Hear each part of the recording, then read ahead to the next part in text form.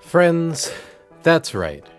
It's time for the favorite thing that you get to see on the Mayflowers 429 Twitch stream.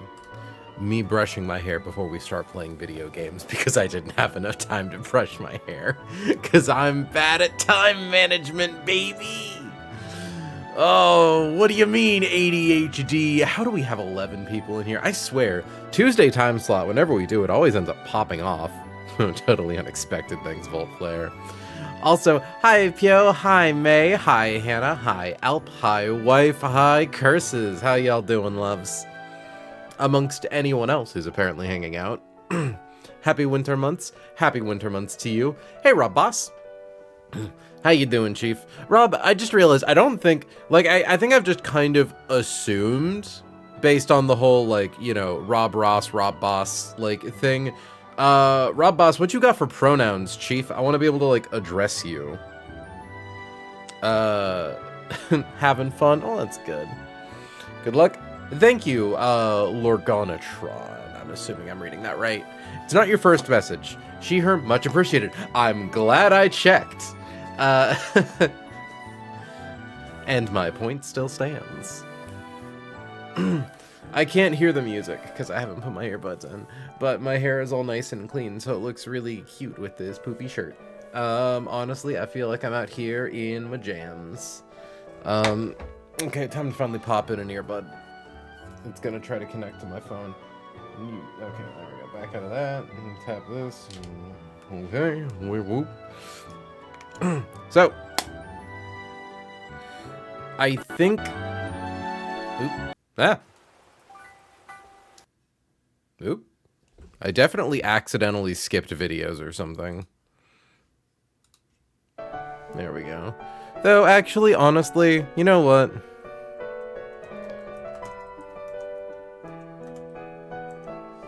Let's do...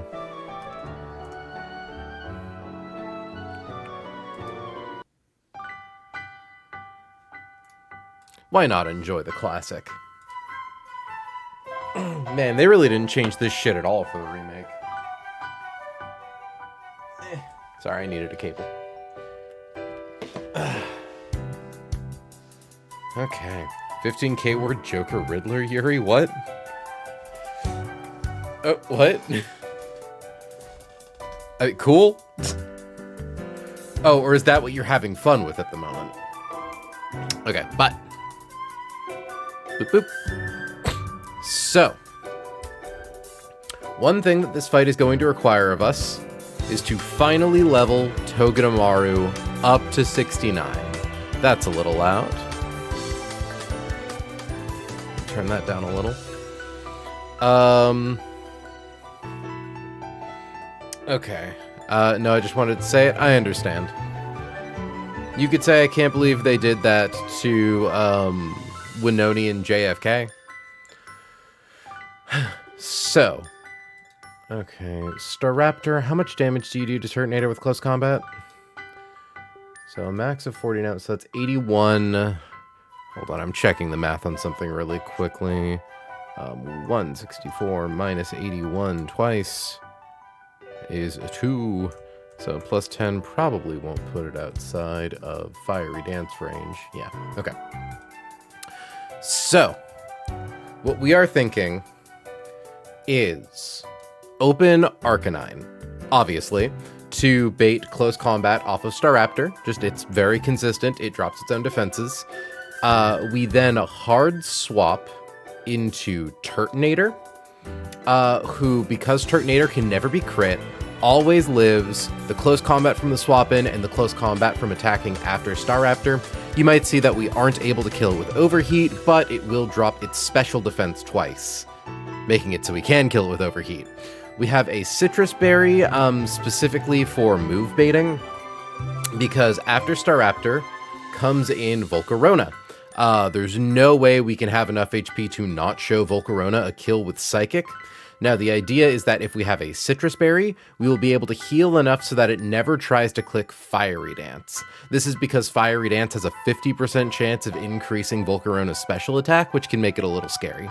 Volcarona's got Swarm, got Focus Sash. It won't click Quiver Dance because it sees that it can kill us. So it's going to click either Bug Buzz or Psychic.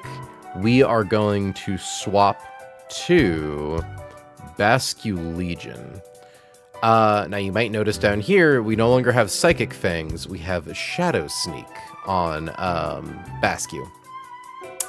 So the idea is we come in on Bug Buzz or Psychic. We potentially take another Psychic. Because once Basculegion's on the field, I believe it's actually not guaranteed what Winona is going to click, right? Because Volcarona doesn't see a KO on us, doesn't see that we KO it. So I think it's possible Volcarona can click Quiver Dance. Now that's kind of fine. We need to take some damage on Basculegion.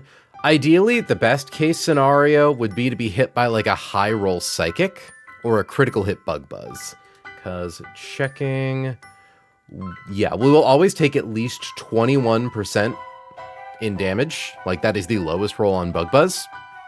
Because we need to be below 79, so that way Hawlucha comes in next. So we're going to come in, we're going to click Liquidation. Again, Volcarona could Quiver Dance. If we haven't taken enough damage... Because the goal is ideally, we not only want to be able to show it low enough HP for Hawlucha to come in, we want our HP to be low enough so that Hawlucha sees a kill with Acrobatics, because it could click Swords Dance and that could become problematic. So the idea is that we want it to come in, click Acro. We would prefer to have low HP over no HP. Or I suppose over high HP. Now the thing is, we also have a Citrus Berry. The goal is to be above Stone Edge range, but below Acrobatics range, with the small caveat that after Hawlucha clicks Acrobatics for the first time, Acrobatics will actually lose some PP, which can be a bit of an issue, because the idea is we want to have Acrobatics, or we want to have Hawlucha Acrobatics into Togedemaru, get hit by Iron Barbs, we go for Fake Out, it goes for Close Combat, we go for Spiky Shield. So the idea is that we want to kill Hawlucha with recoil from its own attacks.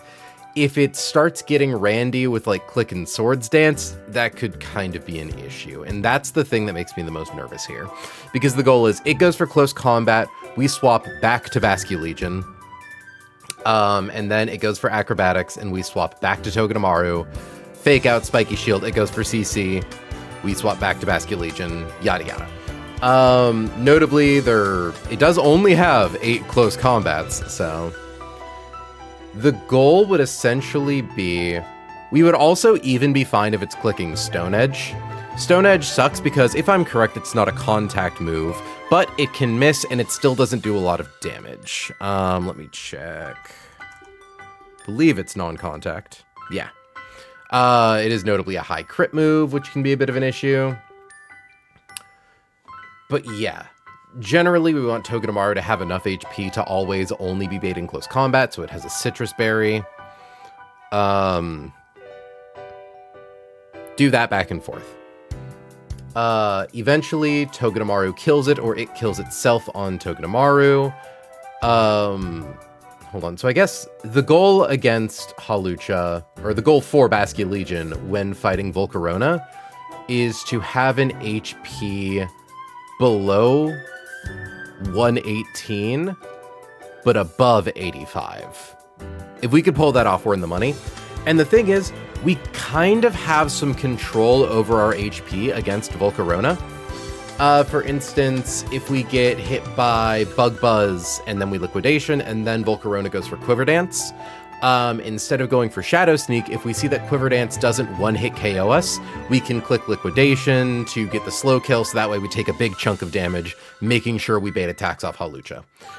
I will say, the nice thing about Hawlucha clicking Swords Dance is that it can only ever do it on a turn where we swap to Togedemaru.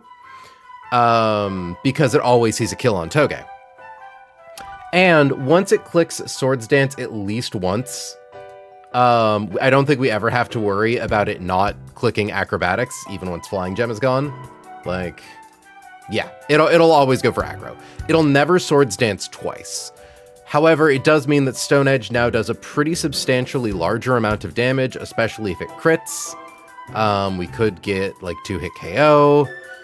We have a Citrus Berry, because we want Togedemaru to have as much HP as possible, because once we are done with Hawlucha, in comes Shaman's Sky.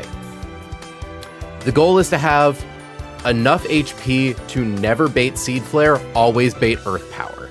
Now the thing is, if it's dubious, if we bait one or the other, we do have an option.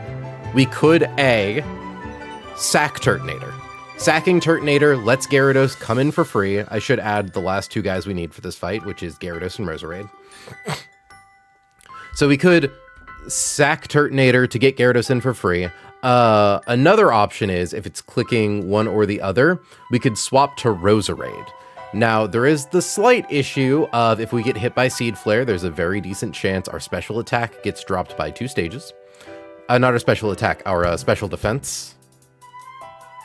And then, I don't think we can ever get... Okay. Actually? Oh, I don't think it ever happens. Okay. What I was worried about is Shaman has an ability called Serene Grace, which makes it so every time it hits you with a move, if that move has an extra effect, it doubles the chance of it happening. So let me check something really quickly. Earth Power is a 10% chance to lower special defense by 1, which is 20. That's not too bad. Seed Flare is an 80% chance to drop it by 2 stages.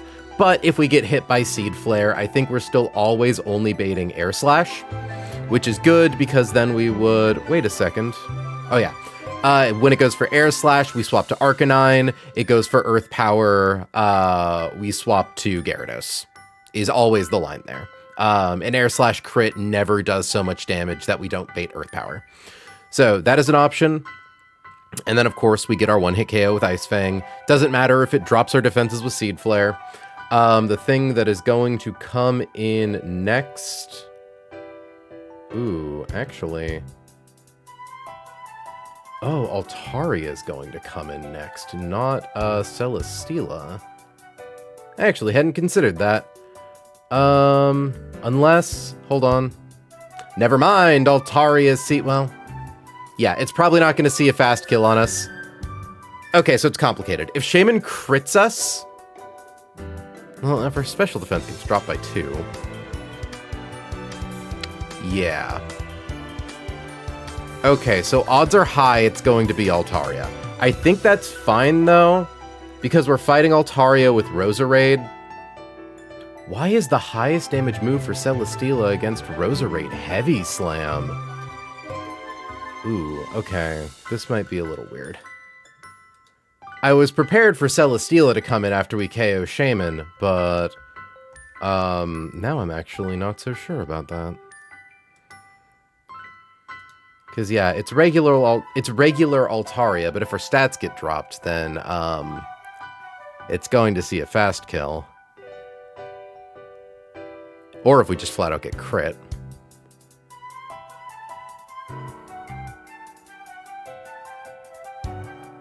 Mm-hmm.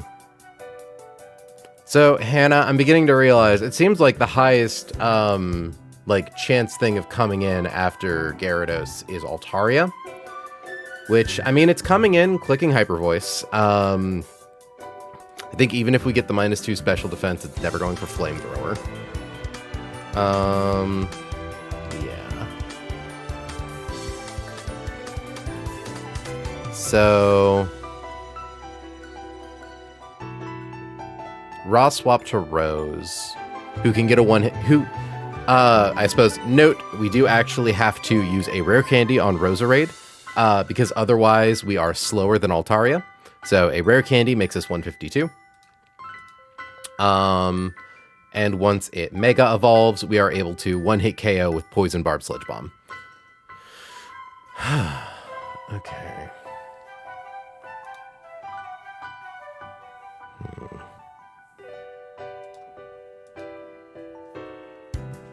I suppose if things go wrong... Because, yeah, what, you're going for Heavy Slam?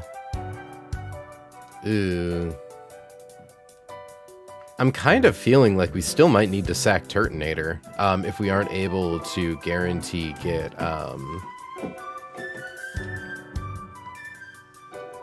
get Celesteela next.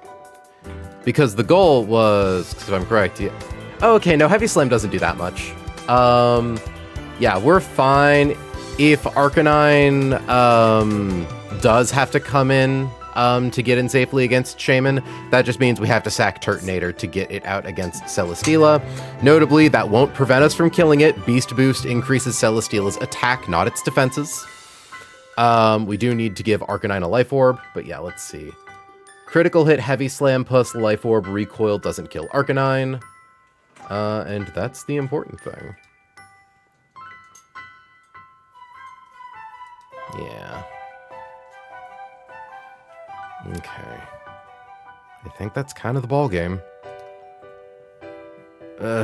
This feels nerve-wracking. I suppose I should write the line down.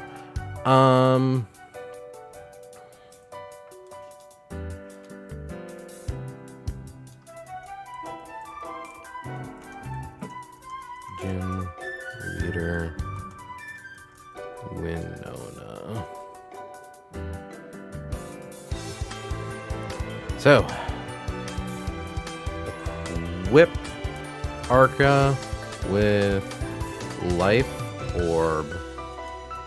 Equip Turt, Bask, and Toge with Citrus Berry. Turt, Bask, Toge. Equip. Let me confirm. I believe Gyarados does need the Muscle Band in order to get the Ice Fang kill. It does. Okay.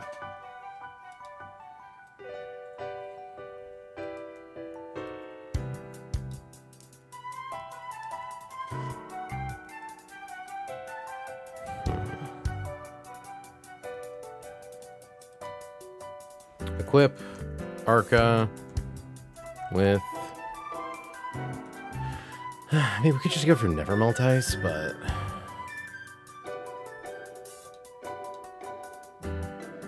over Muscle Band, because technically we're only using it for ice moves.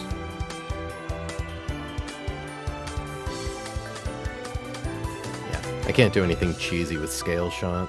Okay.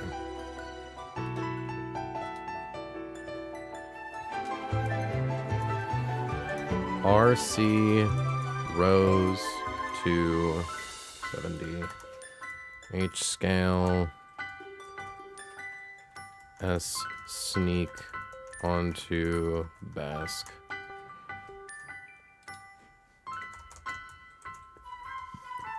Equip Gare with Never Melt Ice. Equip Rose with Poison Barb. Not Poison Bard. Opens Star. Open with Arca. Oh. Alright. Open with Arca. Swap to Dirt. O-H-K-O with Overheat. Actually, with Turtonator, I think we have a little bit more control over... Because I'm now realizing we can actually use one of the Super Pinch Berries, can't we? The, like, 50% heal ones? Which could actually be problematic, because it might heal us too much for Volcarona.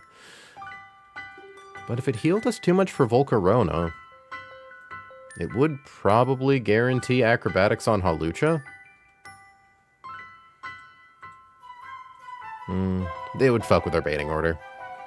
Yeah, it would bring out Shaman trying to Seed Flare Basculegion, and that's a whole thing. But if it's Seed Flared Basculegion, free swap to Rose, swap in Gyarados.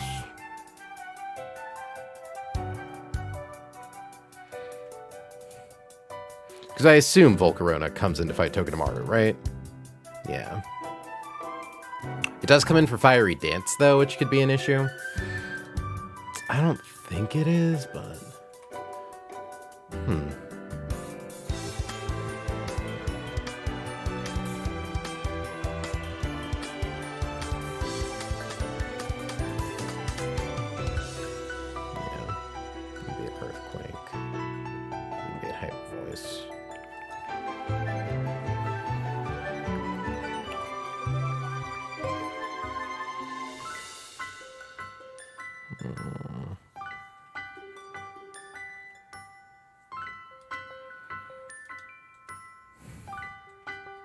I am genuinely wondering, Hannah, do we go for...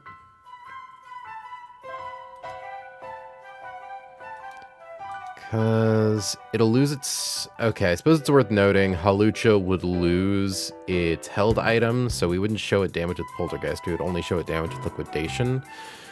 So it could still go for Sword Stance on Toge. But, like... It could do it twice, actually. We should probably stick to the original plan. Okay. OHK with Overheat. So, the worst case scenario against Volcarona is swap, get hit by Psychic, have our special defense lowered, or get hit by critical hit Psychic. But not enough to, like, have our defense, or, like, not enough to have our Citrus Berry proc.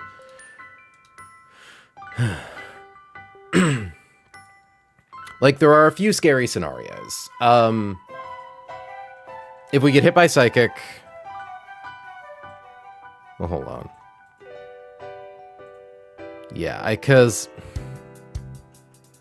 Like, I'm not crazy, by the way, Hannah. Like, Volcarona can use Quiver Dance on us, can't it? Because of, like, we don't prevent setup AI with Liquidation Shadow Sneak.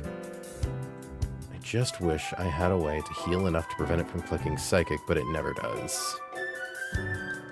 Okay. Because it's like, if we get hit by a big Psychic... 51, 76. Okay, I think... Yeah, 76. If we... Yeah, odds of that are pretty high.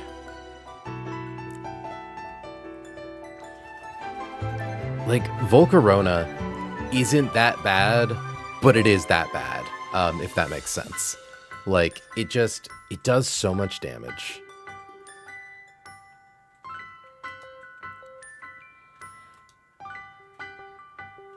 And it could drop our special defense with Psychic, and it could do not enough damage.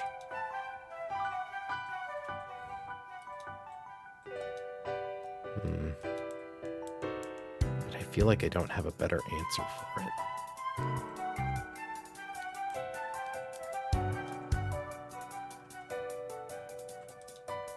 At least for my guys that can kill, well, Torterra can kill, oh, wait, can it? No, it can't. The fuck am I saying? It could just live 2 close combats. I suppose with the Citrus Berry, I could make it 3 close combats. Like... I wouldn't be able to do enough damage to it, but...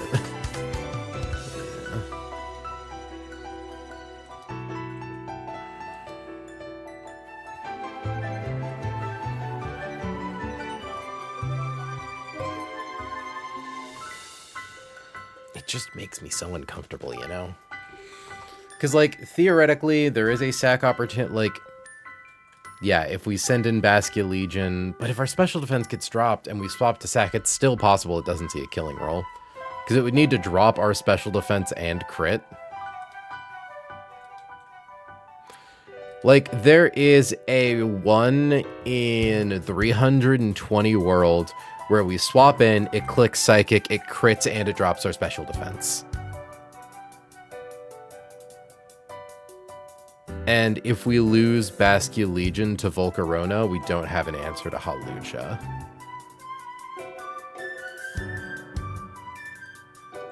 Unless Tokenomaru gets really lucky with a lot of spiky shields, but no.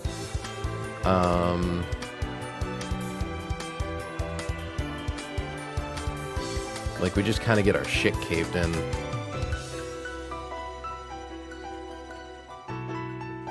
Maybe if we just... Volcarona shouldn't make me this anxious.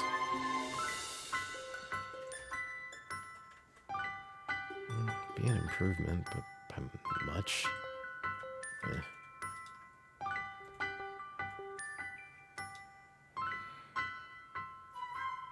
Because, like, it still does enough with Fiery Dance to where trying to like, stopping myself from preventing it from using it is, you know, still kind of like, eh.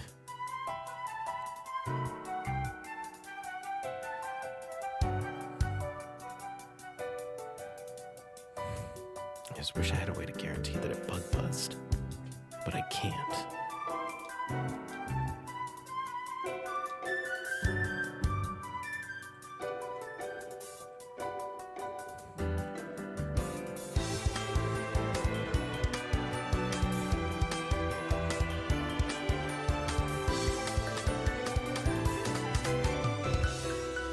Because, like, I would have no way to do, like, a Electrode kills Staraptor type beat.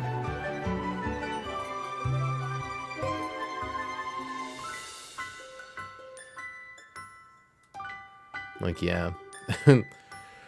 I suppose the one thing I could maybe do is, like, but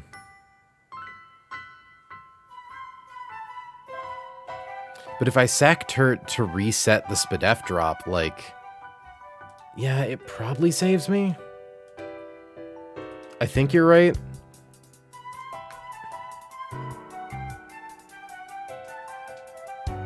Because, yeah, if we get crit... Yeah, lowest is 43%. It's still kinda not guaranteed, is the annoying thing. It could Quiver Dance.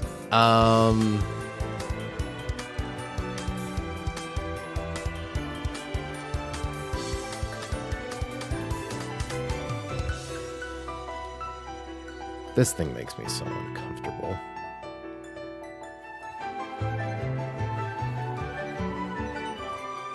It's like the alternative is like max out Electrode speed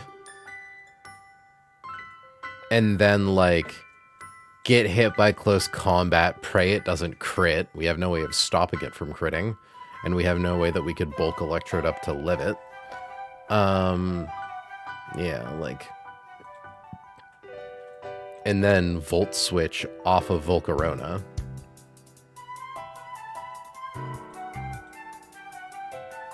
Good ebbening. Good ebbening to you, Kessel. I'm just sitting here being a little worrywart. Like, I don't know, boosting Basculegion's Spadef could be helpful, but, like, then that's a 2-scale investment. We start to get kind of,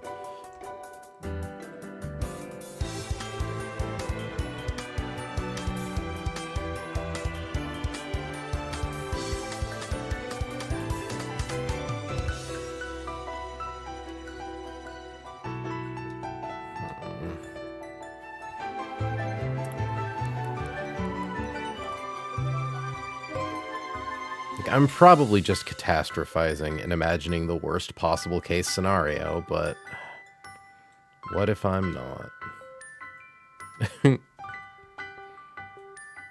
I arrive, I got Linux. Ooh. Fancy you.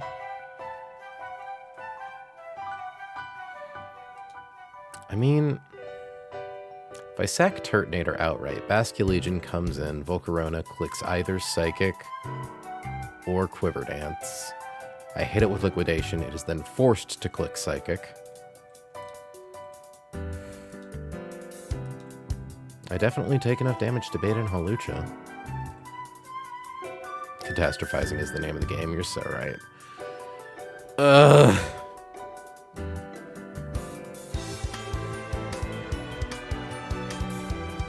Yeah, I'm probably overthinking.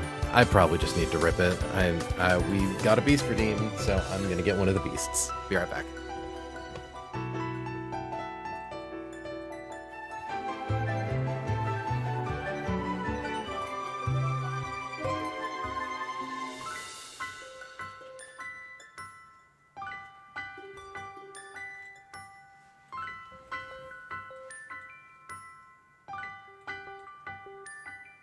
He was taken asleep.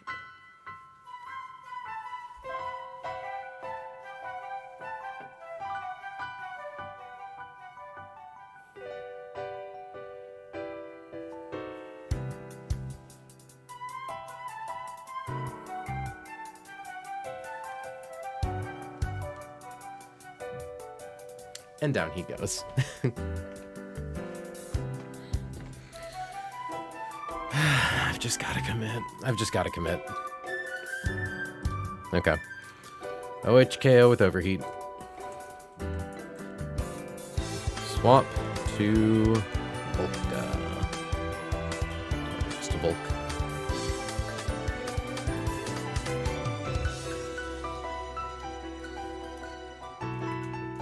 Swap to Basque. Use liquidation.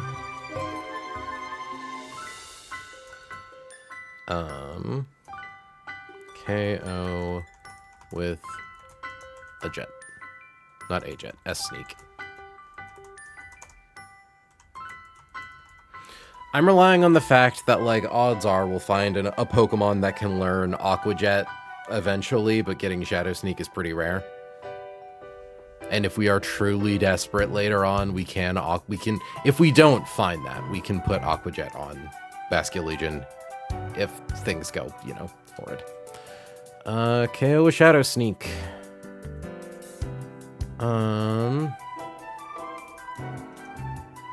Swap to Hull. What's the problem? What do you mean, what's the problem? Oh, IDK Linux troubles. Yeah, I was gonna say, you know Linux, don't you, Chief? Swap to Toge. Use F out. Use S shield. Swap to Basque. Repeat until KO. Swap to Shay.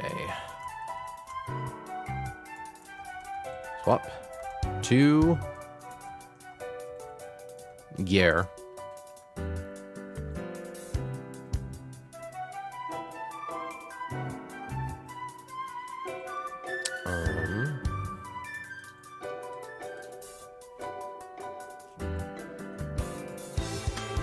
Swap to Gyarados.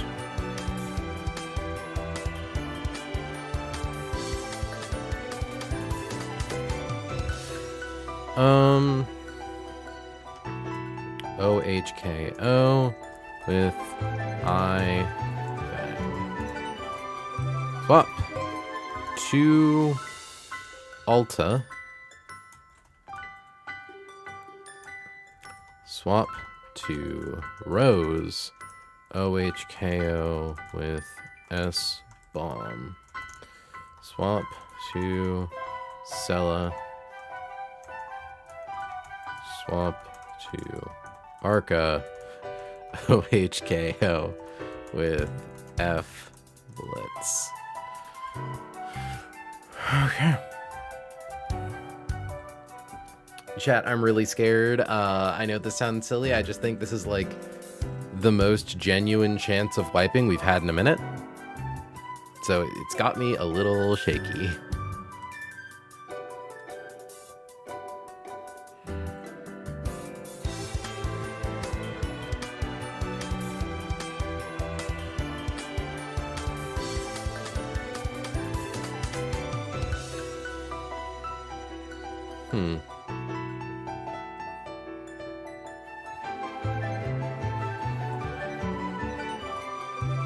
I'm almost wondering, what if I use Granbull to fight Staraptor?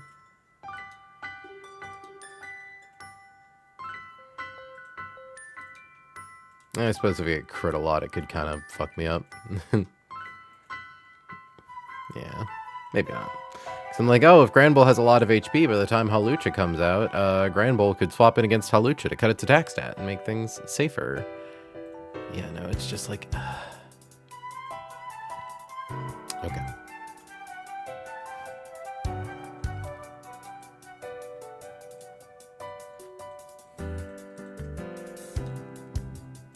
Yeah.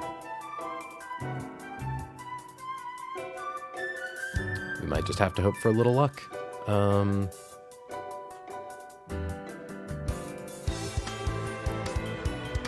was looking at Granbull lines in my own time, risky but doable was my basic thought. Makes sense. Like, if you could do Grand Bull Sticky Barb onto Halucha, like, epic, but...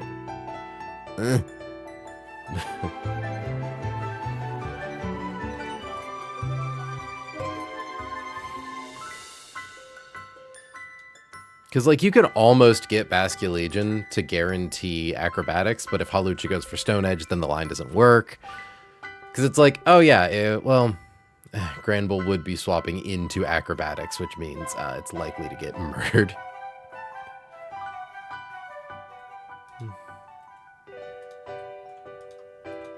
It's just such a demon.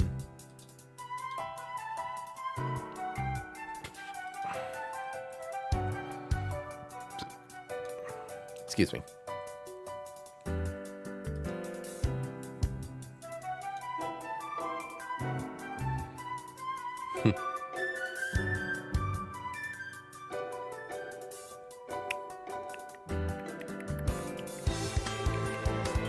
Okay. We commit.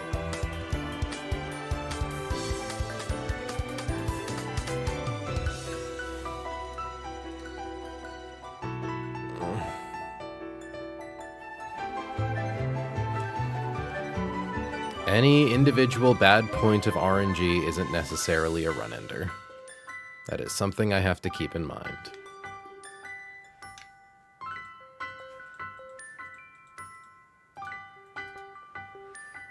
Okay.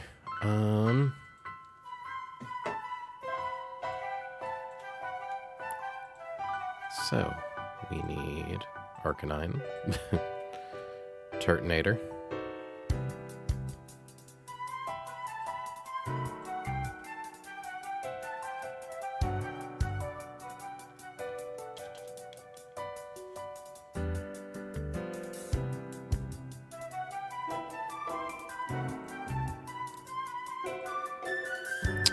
Basculegion,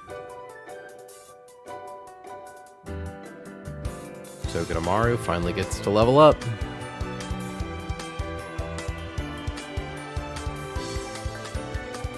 It's a shame that all of Maisie's bulk IVs are actually pretty good, so like, oh, I can't make this more consistent by upping one of those. I'm overthinking it.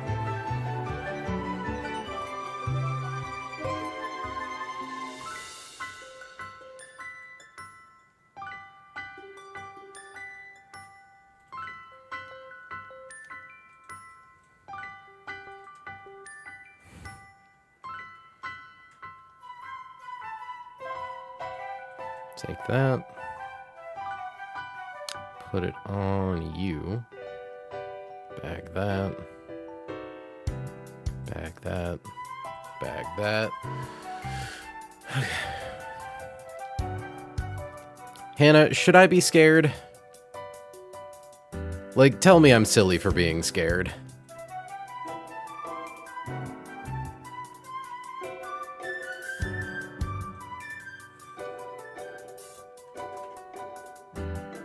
Oh, Hannah. There's some real risk here.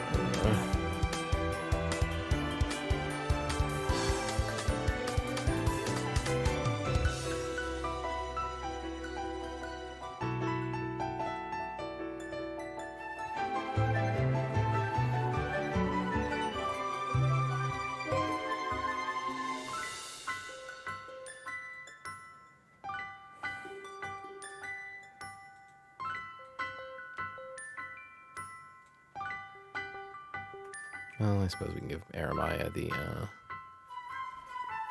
cylinder blank. Yeah, no.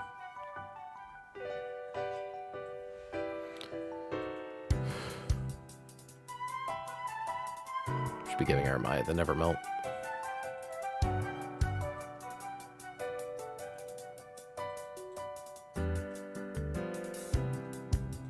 I'm just not sure what else I could do for the cook is the thing.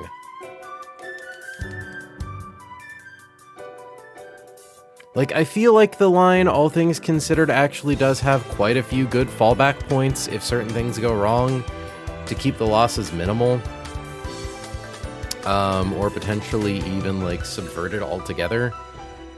But if I'm wrong about that,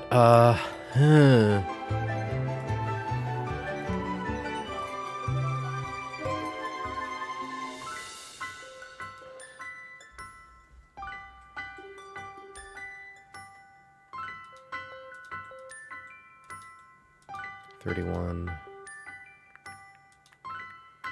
Okay. As long as Seed Flare doesn't crit, Hyper Voice is always consistent on Altaria.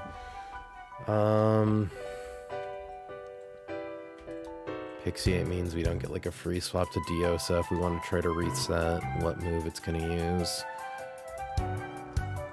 The nice thing is that if, well, okay, maybe not.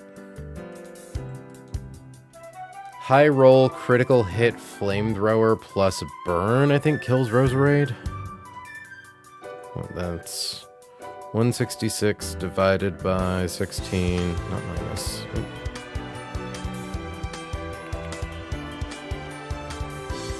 166 divided by 16 is 10. Yeah, 158 plus 10. So there are 2 rolls on critical hit, flamethrower plus burn. So that's like a 1 in 16 plus a 1 in 8. I think that's a pretty reasonable level of risk. Because, like, that's 1 divided by 8 times 1 divided by 16. So that's for the range times 0.1 times 0.5.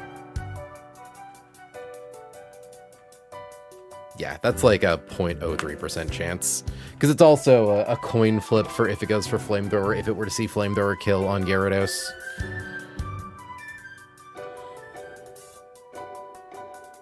If you were burning 6 goats, I'm way less comfortable, but that's only one of those multiple possible issues. Yeah, I'm just... yeah. Volcarona makes me nervous. We do have... you also have the possible Arcanine pivot there. I do have the possible Arcanine pivot. Yeah. True. Yeah, if Altaria is going for Hyper Voice or Flamethrower, Roserade would absolutely prefer to come in on Earthquake, because it never dies to that. It would just mean that, depending on Arcanine's HP, we might need to sack to get it safe on Celesteela, but as we've established, that's kind of fine.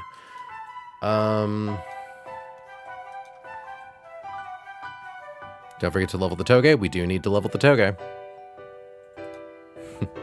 If I failed to do that, I would clause. Like, no, not a fucking chance. I'm less stingy about that than I used to be. Yeah.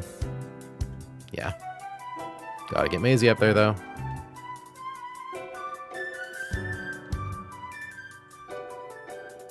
Okay.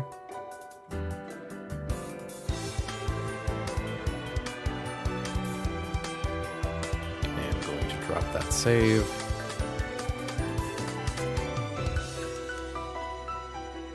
We are going to use one of our illustrious rare candies to make Rose a little faster.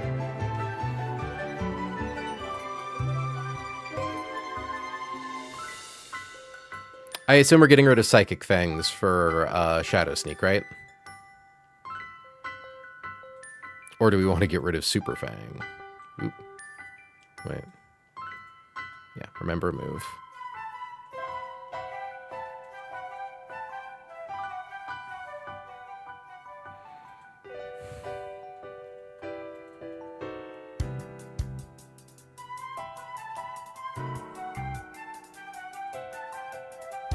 Just confirming that Diosa into Volcarona. Shadow Sneak is 42 damage. Liquidation is 176. 176 plus 42 is 218. It has 217 HP. Yeah.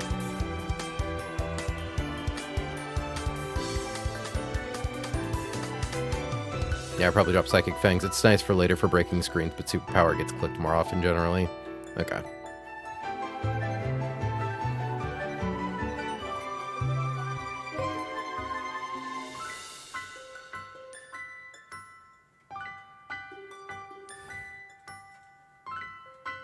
So learn Shadow Sneak.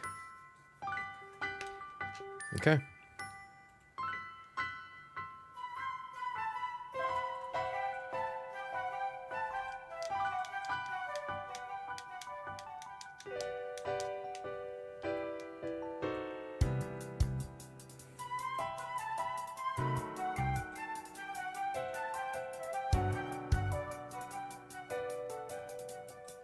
A lot of PP that move has. Okay.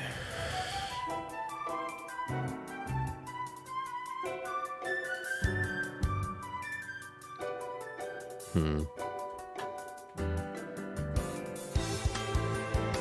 do wonder. Gyarados. What comes in with like Gyarados?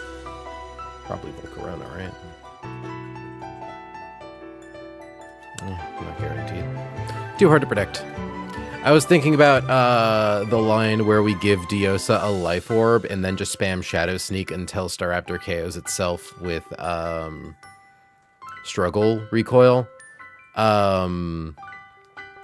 But it would actually probably make us take a lot of damage in the process, and then it would send in Shaman. Well, depending on how much damage it does with Struggle, it could depend.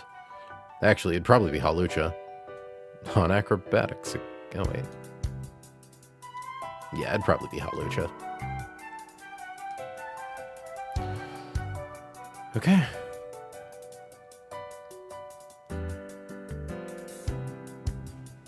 Checking my team. 69, 69, 69, 69, 69, 69, 70. Poison Barb, Muscle Band. We'll change it to Never Melt Ice. I don't think that matters. I'm going to double check. So yeah, all we need is an attack boost to kill Shaman.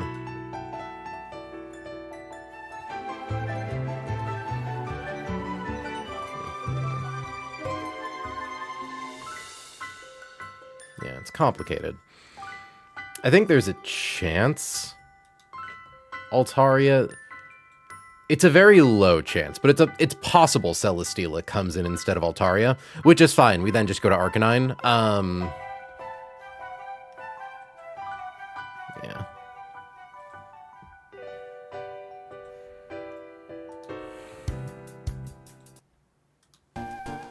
Okay.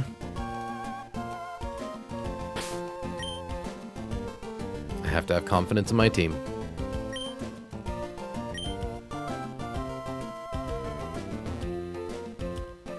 There, you know what? Fuck it. I'm gonna post a link to the stream in the Run and Bun Discord.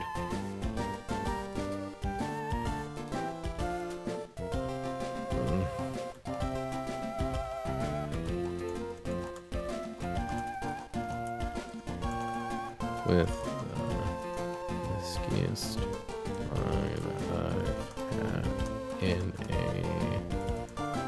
minute. Okay. It's cool.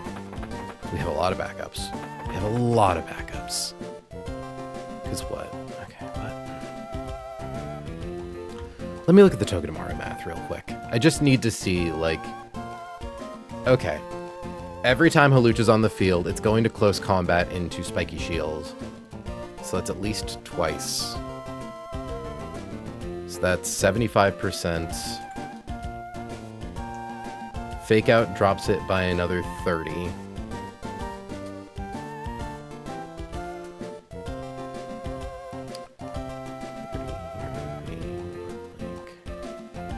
Sorry, brain's foggy.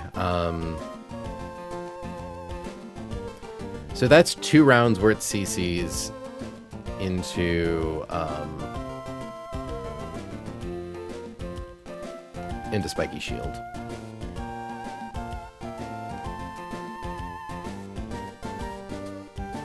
Thankfully, when it's at +2 attack, wrong stat. When it's at +2 attack, its Flying Gem should be gone by then, and Stone Edge isn't over 50% of our max HP, so Citrus Berry will have procced. Yeah, Jesus, this thing's a monster. I think if we truly need an out, if we know, like, Togedemaru probably, like, things are getting risky, if it goes for CC, we can also swap to Turtonator. It gets the defense drops. We send an Arcanine. We E-speed. Because, like, ideally, we should have at least 2 cycles to do 55%. give or take.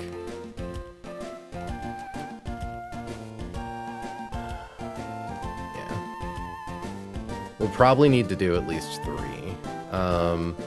But if its defense is at -1, Arcanine can pick up a kill with E-Speed.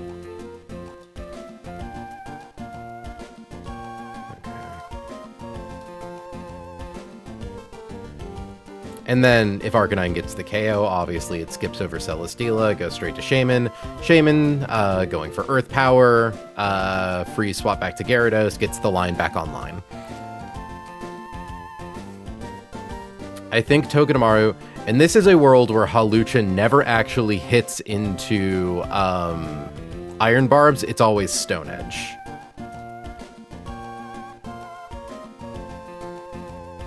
Okay, yeah, I think we're fine. I think the only truly risky point is that also bring in Shaman clearly for Earth Power. Truly, I think the scariest part of this fight is Volcarona. And if we can get the exact right amount of damage on Diosa against Volcarona, like, Volcarona will tell us if we've won this fight or not, basically.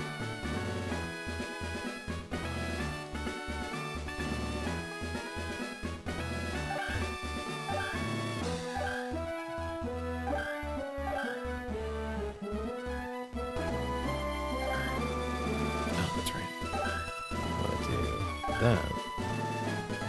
Oop.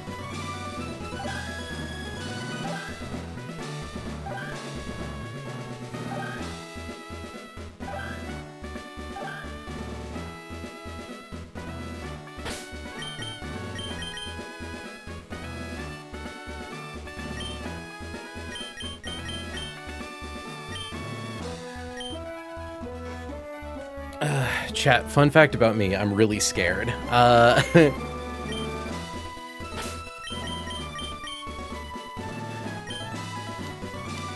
I believe in my team. And I'm gonna get them through this.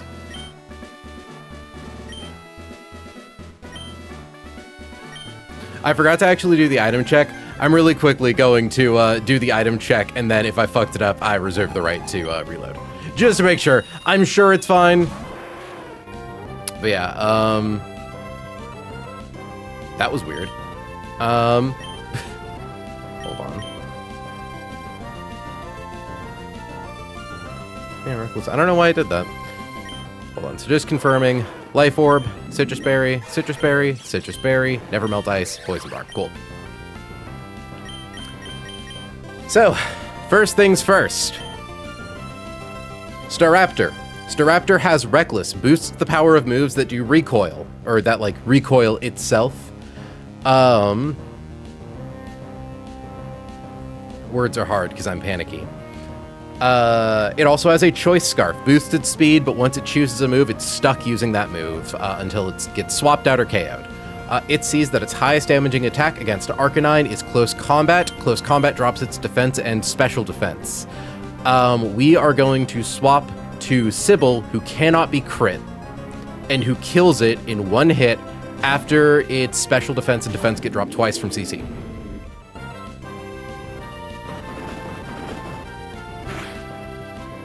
Okay. Out of curiosity, that did something 7? Okay, that did 77 damage. True, yeah, higher the rolls, higher the chance of Bug Buzz. And I will say that was one of the higher possible rolls. We are going to click Overheat.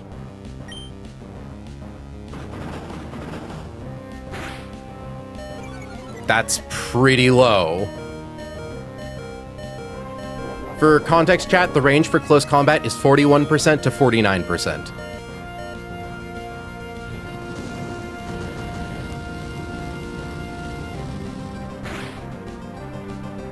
Okay. Because Turtonator's so slow, because its HP's so low, Volcarona is going to see a kill on us with... Lowest roll on Bug Buzz is 57. Okay, so it is always either Bug Buzz or Psychic.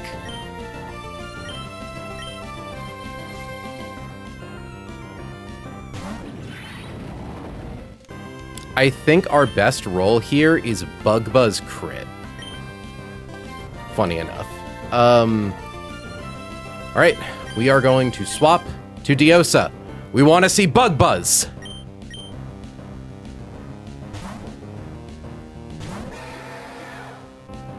Yes! Okay. Okay.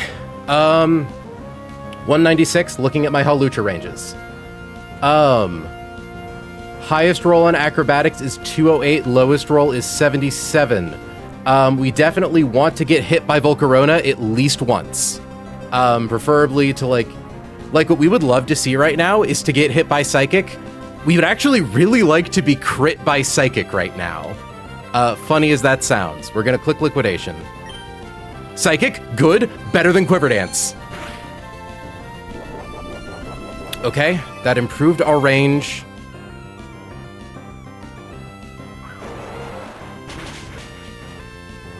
So what I'm thinking is, our stats didn't get dropped. Lowest roll on acrobatics is 77. Volcarona clicks Psychic here. Our defenses weren't dropped. Highest roll on Psychic is 136. Because what I'm thinking is, the more damage we take, like, if we get hit one more time, and we don't get crit, I believe we are always baiting acrobatics off Hawlucha no matter what. It never clicks Swords Dance. We never die here. Worst case scenario is Hawlucha might want to click Stone Edge instead of acrobatics. I think the better play is to not use the priority move and to take the extra damage. So I'm going to click Liquidation. And I want to not be crit by Psychic. Doesn't matter if it gets Bug Buzz. That's better. Hold on, what's Stone Edge? Stone Edge high roll is 85! Max roll for Stone Edge is 85. We are in exactly the range we want to be in right now. Mintmod, I'm so sorry that I'm really loud right now. It's okay. I'm so excited. Okay. We wasted the heart scale on Shadow Sneak. That's fine. In comes Hawlucha. Hawlucha sees that it can kill with acrobatics. We are going to swap into Maisie, who takes 23 to 27% from acrobatics. Obviously, we would prefer that it does not crit us.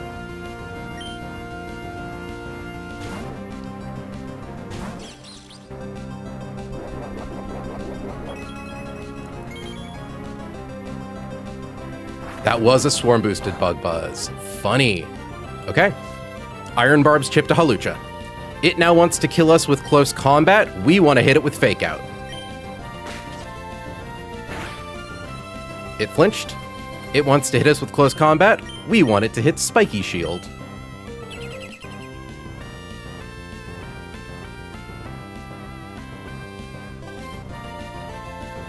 It wants to hit us with close combat.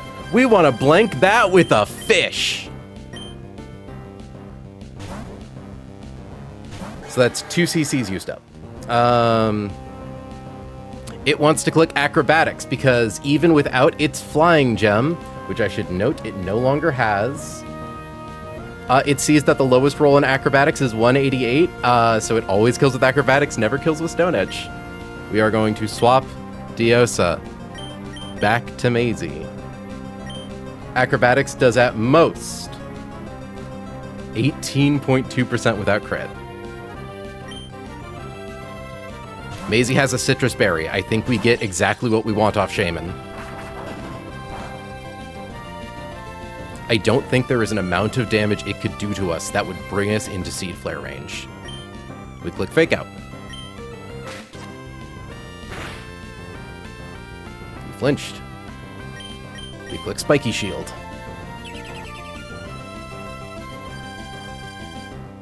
CC number 3. We are going to swap back to Diosa for CC number 4.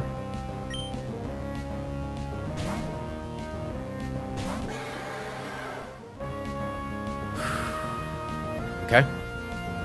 It's gonna Acro. Acro will proc Citrus. Maisie will be able to stay in to kill Hawlucha. I believe in my team. I believe in my team. And god damn it, my team believes in me.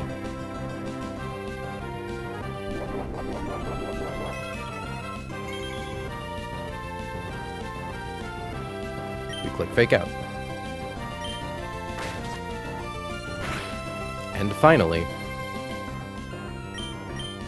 we click Spiky Shield.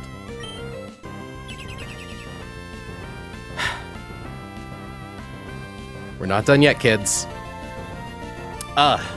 Both Celesteela and Shaman see kills on Togedemaru. However, Togedemaru outspeeds Celesteela, so it wants to send in Shaman next.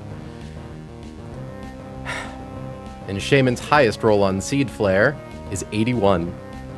So it's always clicking Earth Power. Such a cute little guy. So it's going to click Earth Power. We are going to swap to Aramaya, who is, as you guessed, immune to Ground-type moves.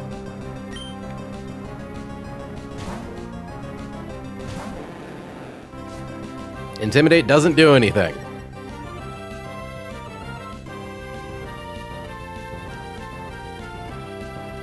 Alright, it's going to click Seed Flare. Even a max roll critical hit Seed Flare does not kill us. Ice Fang is a one-hit KO. We would like to see, I think, no crit low roll special defense drop. Seed Flare has an 80% chance to cut our special defense in half. So it's going to be, I'm not sure who we're going to see in next.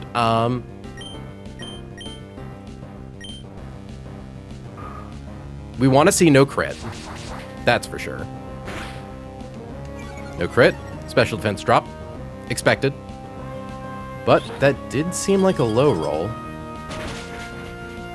We would prefer to see Celesteela in next, but Altaria should be fine.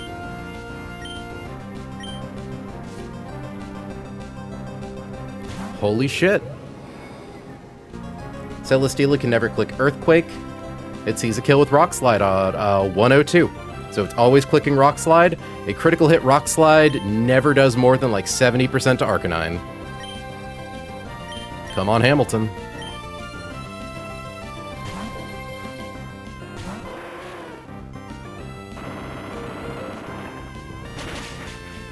Youch! We outspeed it. With Life Orb, we exactly guaranteed one-hit KO. A bonk. Okay. Last up is Altaria, who can only click Earthquake into Hamilton. And Roserade always survives Earthquake.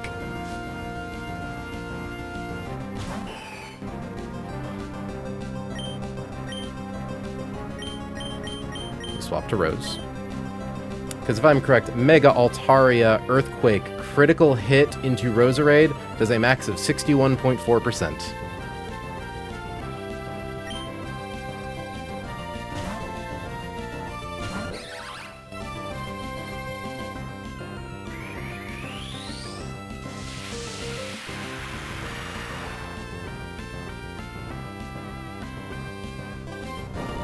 EQ.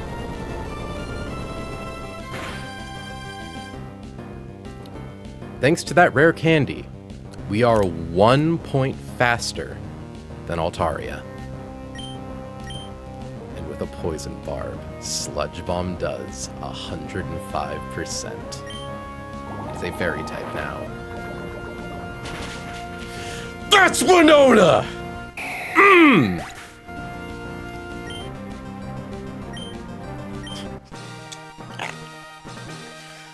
Oh my god! Oh my god, the dread made it so much better. Turt lives! We beat Winona! Personally, I was never scared. Kessel, thank you for being the one true believer.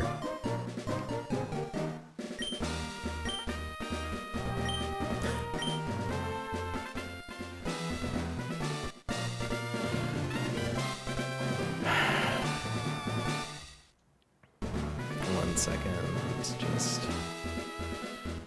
preserving that.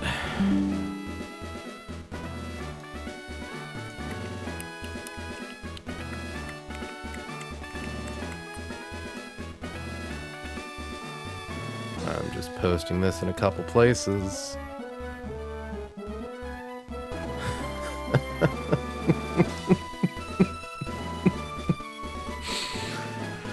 Oh my god.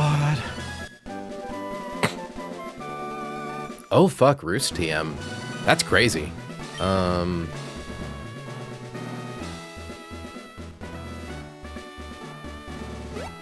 Okay. We get to go get the Devon Scope.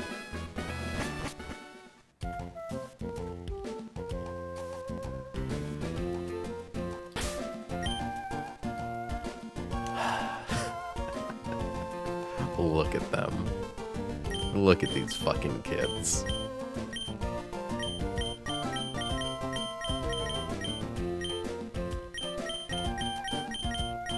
Bunch of champions they are. I'm curious. Regular Altaria. Special defense cut in half.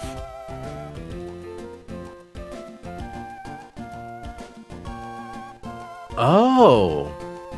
Okay, that's weird. Altaria does see a kill with Hyper Voice. Gyarados' HP is 94. The lowest roll on Hyper Voice is 95.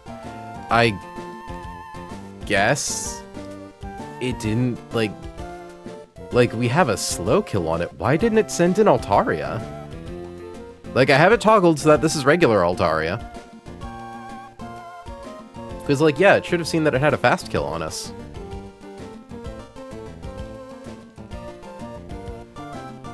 I guess, did it have something to do with the fact that Celesteela had a kill on us? Oh, I have to toggle off Pixiate. Okay, hold on. Just do, fucking, yeah, Arena Trap. Lowest roll, or highest roll is 93. We had 1 HP over the amount that would have baited in Altaria or Altaria 5th. That's so funny. Okay, and now I need to see, Shaman, what did you roll for that? Let's see, what's 212 minus 94 is 118.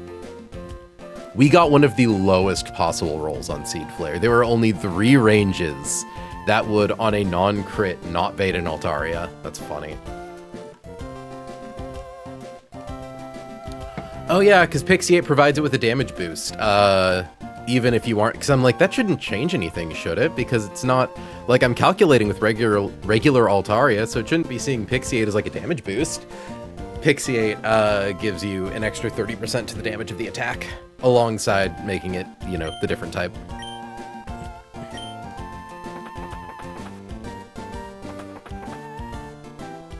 Yeah, we did it! I have a message on Discord! Hold on. What the fuck? Hold on.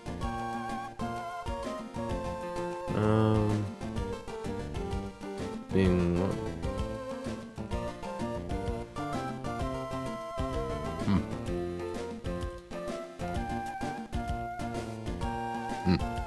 Sorry, checking messages in places.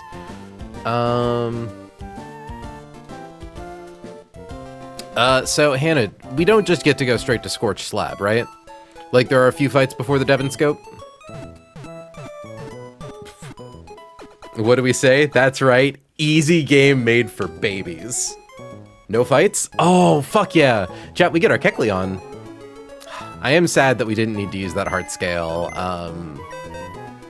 Like, we're gonna get... Oh, wait. I'm on the wrong screen. Because also, we get to do level ups. I think current level cap's like 73, 74. Alright, Maisie. Back into the box with ye. Don't want you getting too powerful too fast. No fights, 2 encounters in quick succession. I'm back to needing to make a choice about Scorched Slab. Do I go for Brion / Wimpod? Also, I need to finally go back and pick up some of those heart scales that I haven't gotten. There are 2 that I still need to grab from Surf Sim that I've been kind of saving for once my team reached a higher level.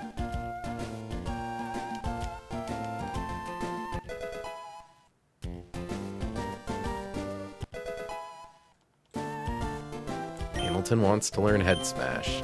So this is kind of a choice.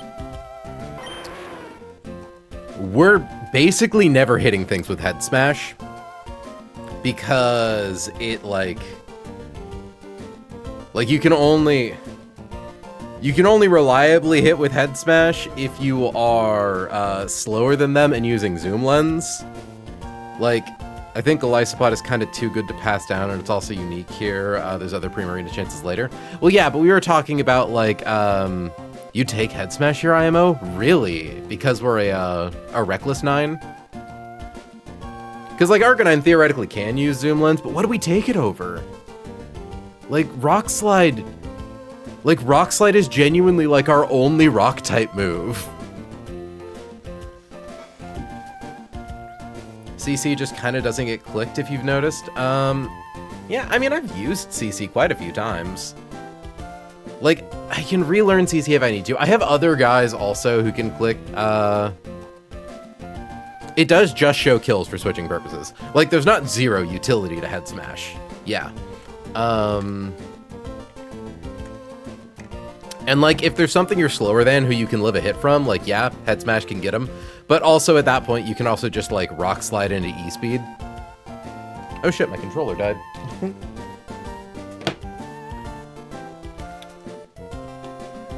Also, it's extra showing kills, but also you definitely do zoom lens Head Smash. Okay. It also helps that I am a Rockhead Arcanine. I would not complain about getting to get, like, maximum use out of my ability.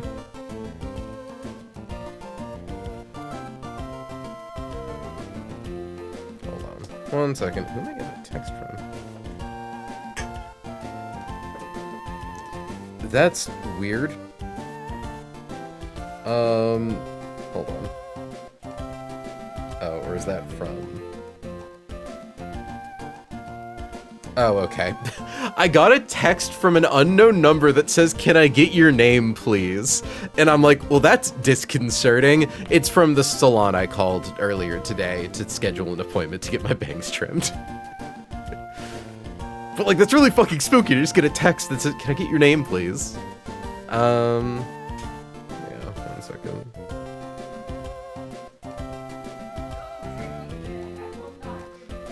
Yeah, no, I'm not giving the Fae my name.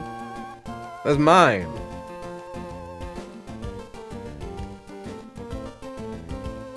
There we go. Had to let my partner know. I told her that I was going into a very scary fight tonight. Alright.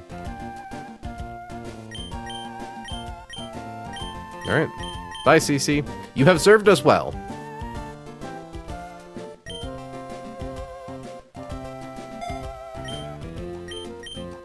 And Hamilton has learned Head Smash. That whips. I'm excited to get to use Head Smash. Because again, chat, for context, Head Smash is a recoil move. Because its power is so high, not only is it inaccurate, it also has a base power, or a recoil of like 50% of the damage you deal. Like most of the recoil moves we use, like Brave Bird and Acrobatics, you only take recoil equal to 1/3 of the damage you do. So it's a pretty big drawback to using that. But Arcanine's ability, Rockhead, says we don't take recoil damage. Okay, 73 is the cap. And I believe Sybil gets Draco Meteor. Yeah! Oh god, we have to figure out U-turn on Flygon, don't we? So yeah, bye Dragon Pulse. Sybil is here to click one really big move once and then swap. She's really good at it.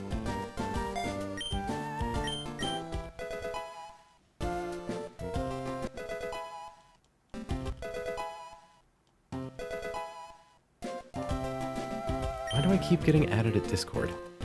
Who the fuck? Oh? Fuck off, Newt. Fuck off. Fuck off, Newt. I get a fucking DM from Newt that says, "Can I get your name, please?" You gotta go for, the Draco drop record. What's the Draco drop record?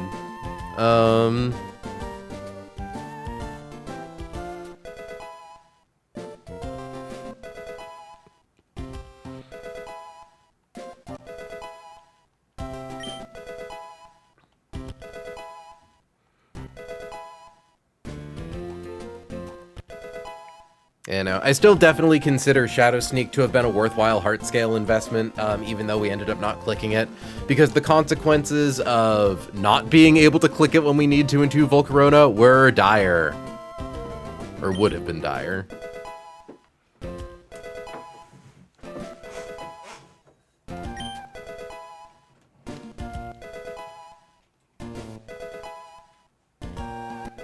God, that was one of the biggest pop-offs.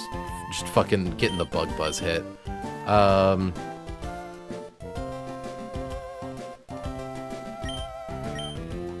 Hannah, it's so weird having you be, like, reassuring about my choice of heart scale usage. It's like this is normally the part where you start getting me with the squirt bottle.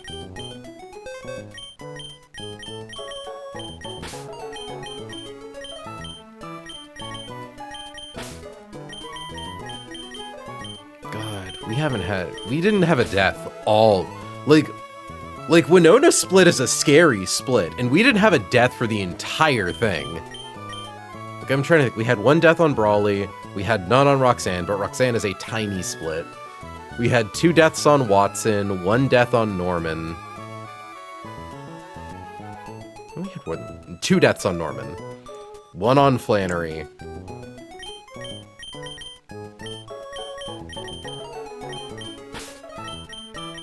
Like, you know, knock on wood and all that. I'm obviously not going to stop playing out of my mind, but, like, we've been really fortunate. I only had to squirt bottle all of those other times because it was in preparation for this time. Winona and the upcoming, or other, upcoming notable fights demand resources, and that's the way of it. You are correct. Thank you for keeping me in my place long enough. Also, I think we can finally fly to Dewford. I do think after we go and do these catches in Scorched Slab and Fortree, that I want to go to clean up Surf Sim.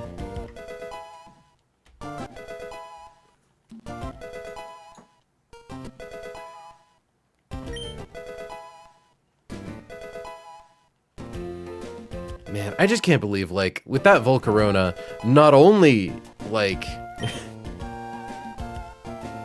words are hard. Like... it would... we got literally the exact perfect RNG. Like, once Volcarona hit us with that second bug buzz and it didn't crit, like, the fight was won.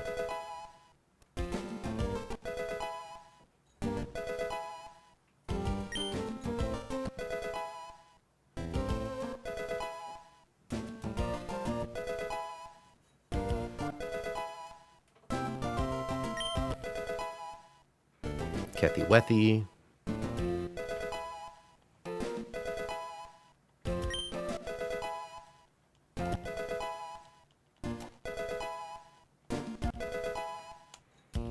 So that macro scale uses up to what, 6? Like, not nothing, but also, like, not that bad, I feel.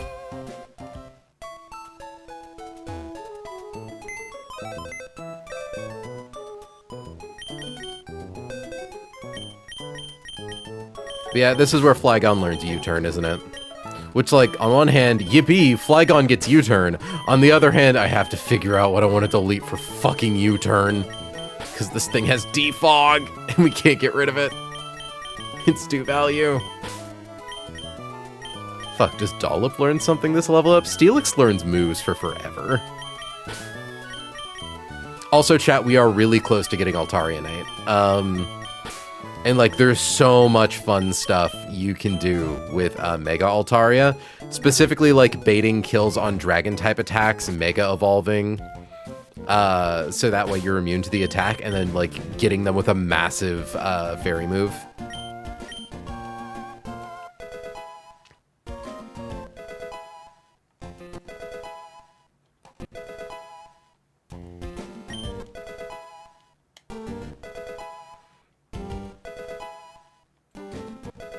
God, look at you, Marps. You've made it all the way here. How?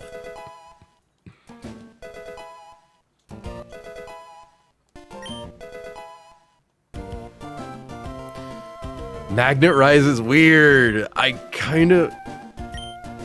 probably shouldn't get Magnet Rise, but I kinda like Magnet Rise.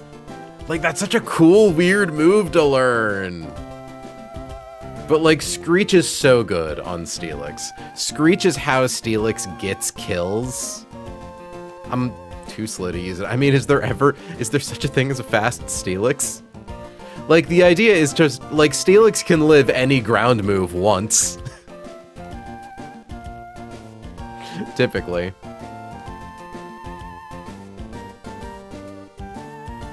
Java's doing like a meowing. But yeah, no, it's probably not worth it. I think Magnet Rise also has like a few extra effects that it doesn't state outright. For 5 turns, the user is immune to ground type attacks and to the effects of spikes, toxic spikes, sticky web, and the arena trap ability as long as it remains active. That's interesting. Oh, so I'm like, you can't be how do you become immune to the effects of spikes and toxic spikes if you have to use Magnet Rise? It's because if you get it like baton passed to you. Ingrained Smackdown, 1,000 Airs and Iron Ball override this move if the user is under any of these effects. Fails if the user is already under the effects of these. Okay, yeah. Fine, we don't need it. Can you baton... you can baton pass Magnet Rise, I've learned today. I mean, yeah, it makes sense. Pretty much, you can baton pass pretty much anything. I do think that is the last move Steelix learns, though. I'm pretty sure of it. Hold on. Yep, that's the last one. It's a shame that our Steelix has, well, I suppose we don't have any moves with secondary effects, so Sheer Force wouldn't have really done anything.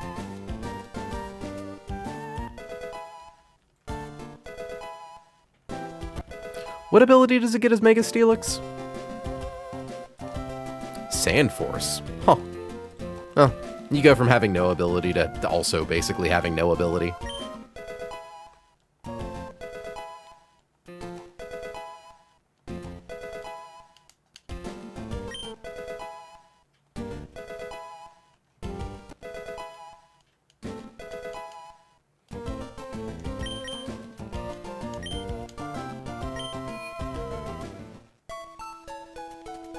I can't believe Nono's still alive, dude. How crazy is that?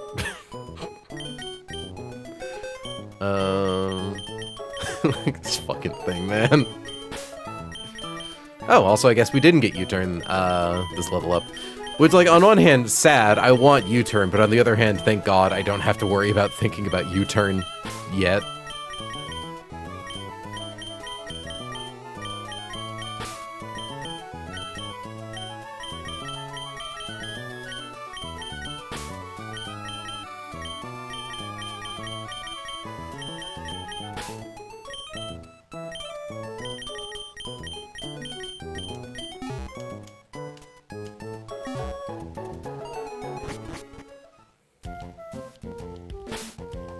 I'm so sad that Zoroark is, like, useless.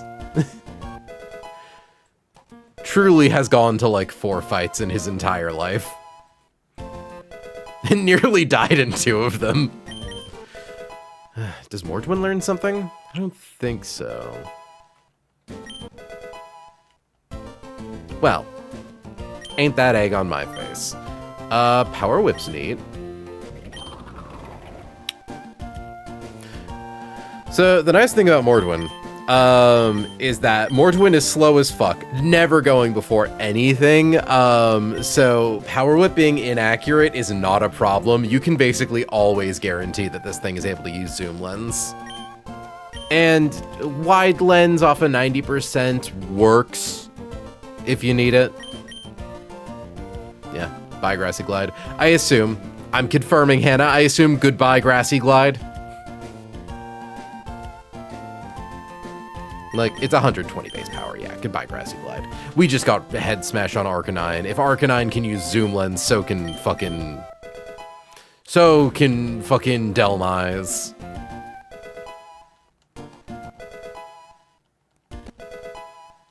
Oops, forgot to level up Duchess.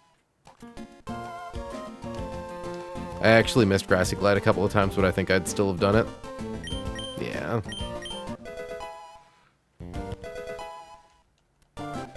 To like what? Grassy Glide into a Rillaboom?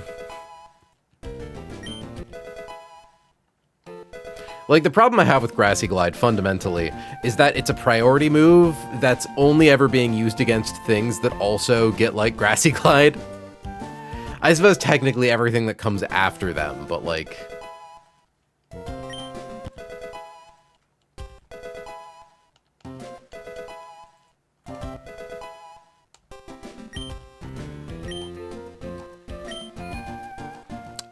more just about not needing the insane power-up in a situation, but needing an item other than an accuracy boost. I see.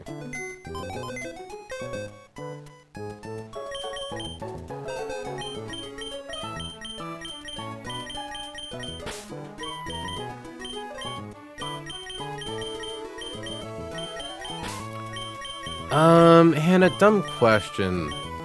Or no, we actually already had the opportunity to learn Outrage on Garchomp, didn't we? Because, like, I didn't take Outrage on Garchomp. I assume we don't want that, right? Just Outrage and Thrash are kind of only usable against, like, the final Pokemon on a team. It's just a little too inconsistent.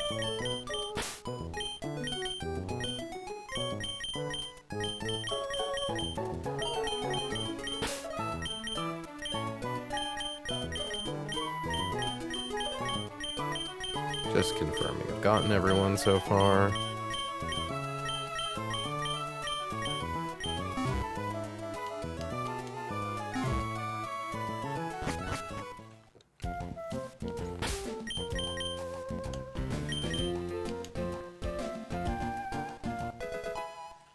I think Felice is done learning moves. I think he stopped doing that after Night Days. I haven't used more, so there might be some useful stuff with showing kills at least, but the moveset seems good. Okay, good. I like having Bulldoze too much. It's just been a really nice niche to have filled. Like Bulldoze and Earthquake, and then Dual Chop, and then Iron Head's good coverage.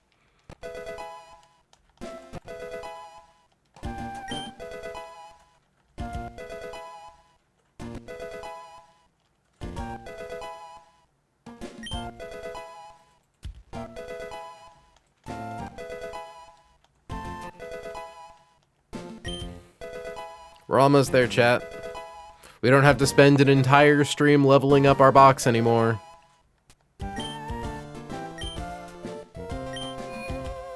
God, though, I really have been just the absolute luckiest fucking duck with, like, fight RNG, though. Like... I don't think I've been completely carried by having really good luck, but, like, damn, I've had a lot of really good luck.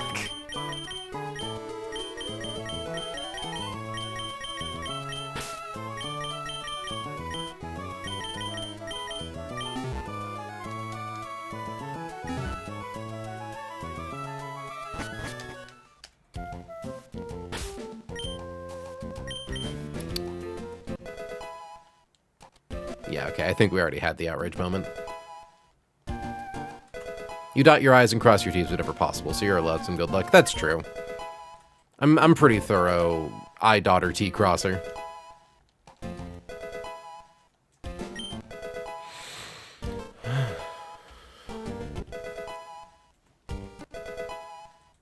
Okay.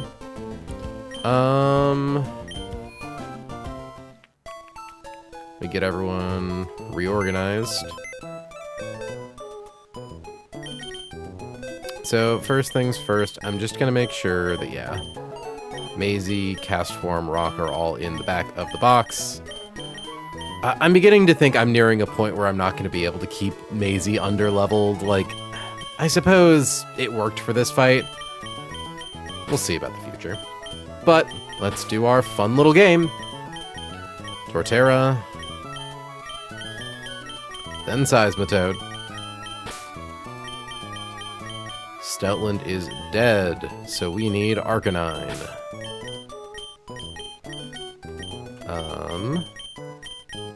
Eldegoss.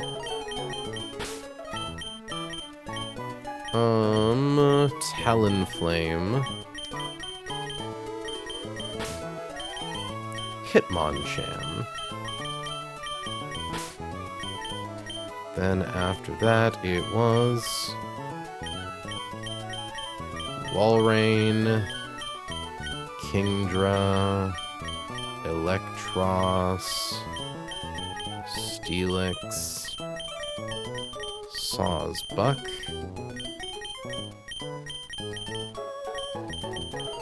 Nidoking, Flygon, Roserade. Then it would be Togedemaru. Then it's Nomo. Lucario. Excadrill. Are you winning, boss? Turtle? Oh my god. You should have, like, if you get the opportunity to rewatch the VOD, that was such a beautiful Winona fight. It went exactly how we wanted.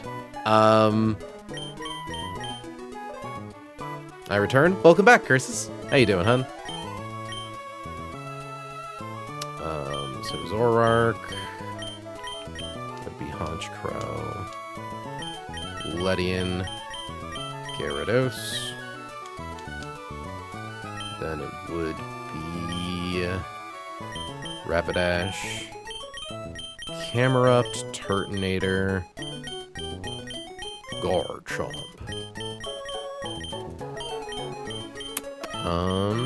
Oop. Forgot about Gramble.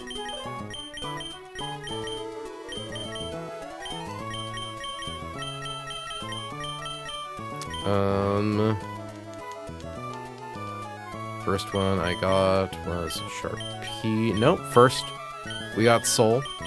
Then we got Comfrey. Winter 11. Mordwin, Husky Legion, Corviknight, Altaria, Beware. I got decked out in a Commander game that was about 3 hours long. It was great. God, I remember being a newbie to Commander. Which I mean no disrespect by, just like 3 hour long game. Oh, I didn't read that part. Yeah, no, I'm like, oh, I've played those games. I've lived that life. I know what you're experiencing, Turtle, and or experienced. And hey, like, also non-derogatory. Those were fun games. Back when, like, I could be satisfied by Battleship Commander. Okay,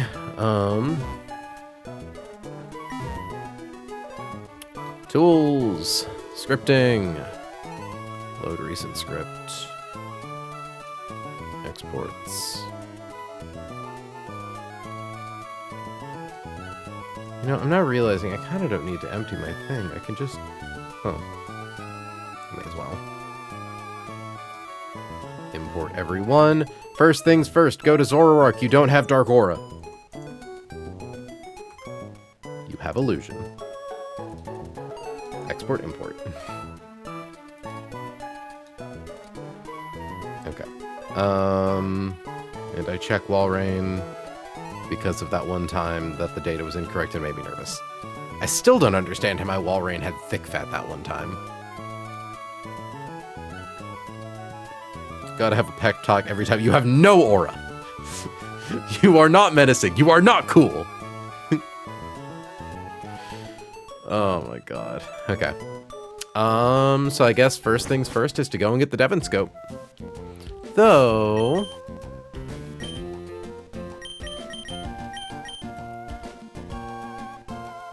we can also use Fly now.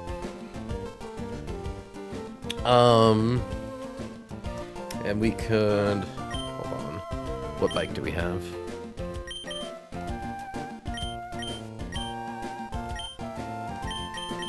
We have the Acro bike. So what we could do is, go to Scalpel, click Fly, go down to Mauville City, and like we can do this cute little thing where we swap out the Mach bike for the Acro bike. It's a mercy to get fly here so you don't have to traverse 119 anymore. Real. I can't believe they didn't put a single healing point on 119 until the Winstitute. And now we can fly to Dewford Town and save the game. Because this thing where, let's make sure I have my rappel up. Because the thing is, like, if you go down here and then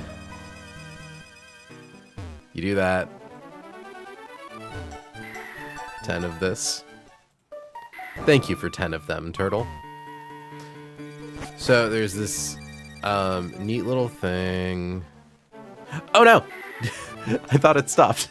It did not. It did not stop.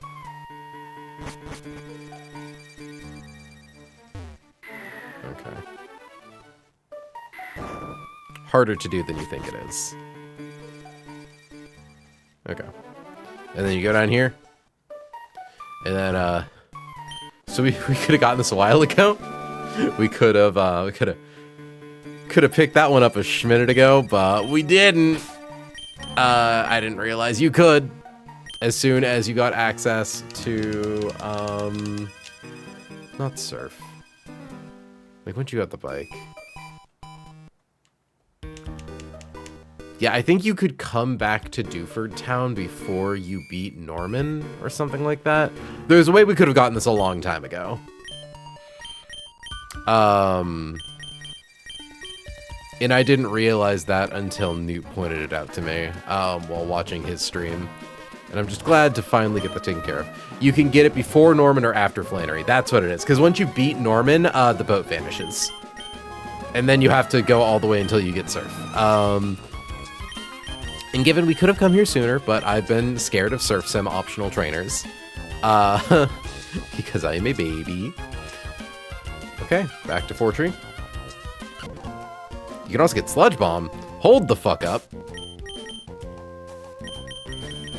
In Dewford? Did I just talk to someone?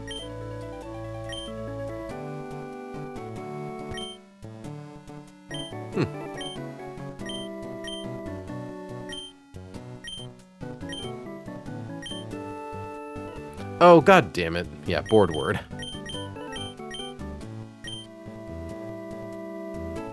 Okay.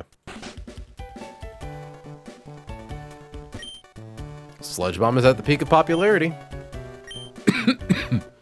It's also very untrue. We have been indulging in that Sludge Bomb life. Also, we need to check these off the Run and Bun Master Sheet checklist. TMs and HMs. We got, where's Roost? Is it at the bottom? No, it's Life Dew. Though I do think we have Life Dew, don't we? Hold on. Okay. So we've got X Scissor, Faint Attack, Dragon Tail.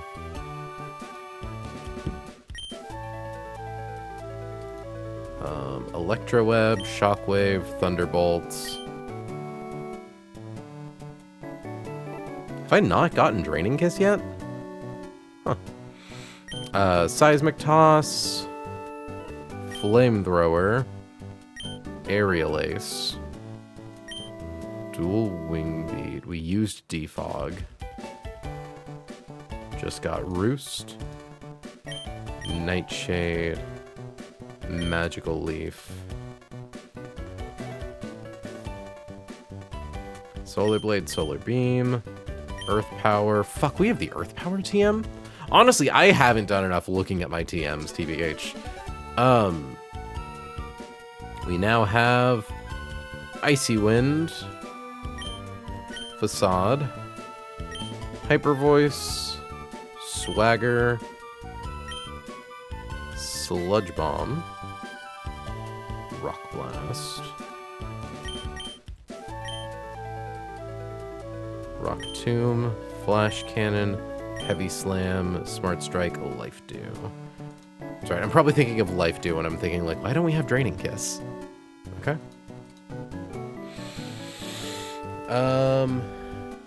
Huh, that's just vanilla shows up here after Norman. Okay.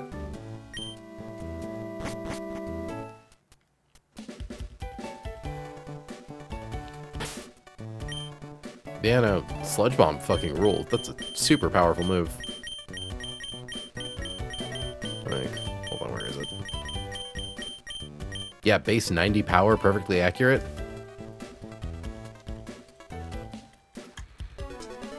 TMs and gems and terrain seeds are all impossible to remember until you reach a certain level of desperation while calcing honest. Okay. Okay, so let's fly back on up to Fortree. Oh, we can go by King's Rocks. Just a good time all around. We should get our catching Pokemon, though. I don't think anything on that Kecleon's moveset is particularly scary, but I want to make sure. Kecleon's actually really neat in this because it gets Protean, and if you're willing to, funny enough, use a Heart Scale for Shadow Sneak on it, you can kind of do some funny stuff. Yeah, it's got Body Slam, Knockoff, Low Kick, Fake Out. Okay. Yeah, basically just need like a flying type. I don't know. Here, let me...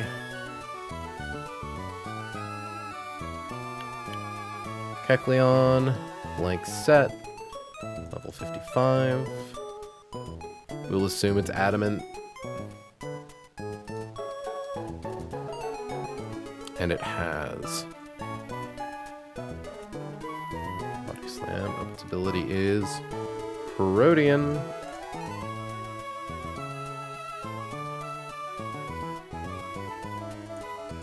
That being said, I do think it is a guaranteed catch in a Quick Ball, so I actually probably don't need to do any of this.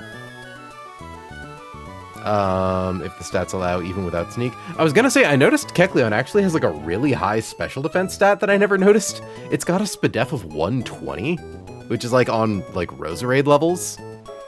Knockoff. Low Kick. And... Fake Out. Yeah, we're fine to just use Jane. I don't even think we need, like, items. Like, yeah, the most you can do to Jane is, like, 28% with Body Slam. Low Kick does do a lot of damage to Steelix. Yeah.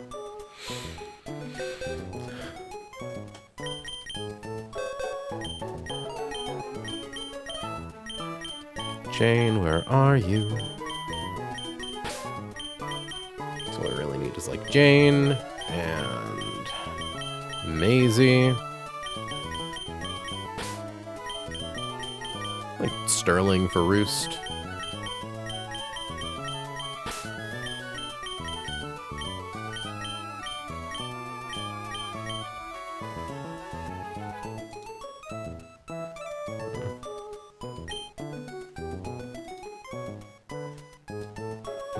Knockoff does too much damage. My guys are holding things.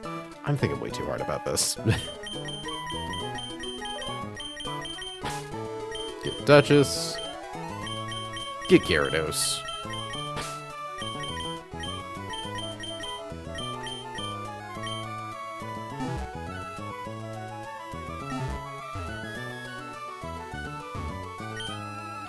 Again, honestly, fuck. Kecleon is another Pokemon that gets Fake Out and Knockoff. Like our team is actually, like, really, really hurting for guys that can use Fake Out.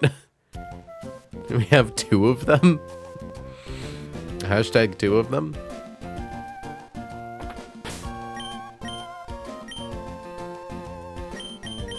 There. We'll open with Duchess, because I think we still have to fight one first on a route where we already, caught a Pokemon. And Duchess has superpower and can just kill it. Plink.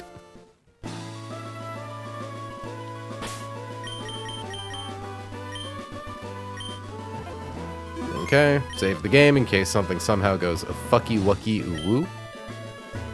think we already got whatever's back here, right? Yeah. Which is like nothing. Oh. How have I not gotten that yet? I probably just didn't want to fuck with this place after I fought the bird keeper.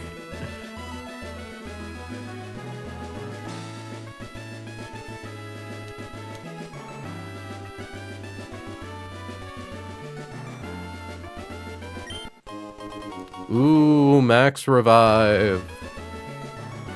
Cool shit, dog. Okay.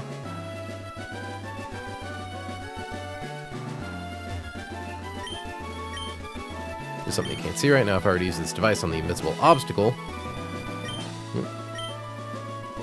Are your Pokemon ready for a battle? I believe so.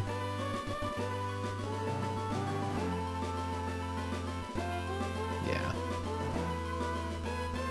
Just confirming, yeah. So the reason that we have to do our encounter on this route before we do our encounter in Scorched Slab is because you can't go to the Scorched Slab until you get the Devon Scope. But to get the Devon Scope, you have to fight a little guy.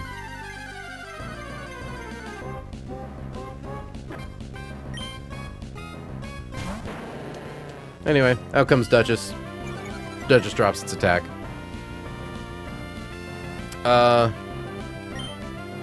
Superpower kills it. Bonk.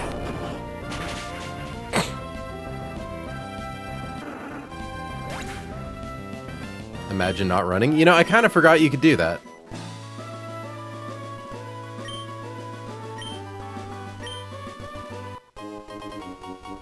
Look, I'm sorry, you gotta give, you gotta put one on Duchess's frag counter.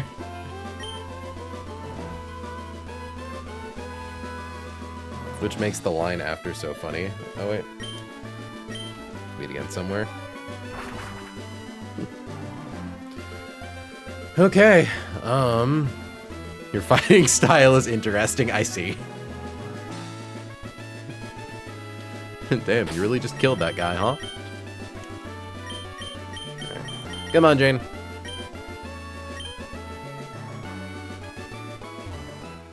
I believe there are 2 Kecleon in Fortree City, or is it just the one?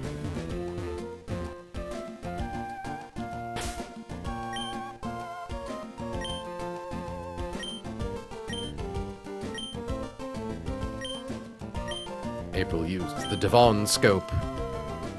Let's see a shiny Kecleon. Come on, why not? Okay. Just the one, but there's also the one on 119 blocking those berries. Oh, that's right, we can go get those berries now! Awesome. So, if I recall correctly, I believe Kecleon just gets immediately caught in a quick ball. I'm just gonna do that.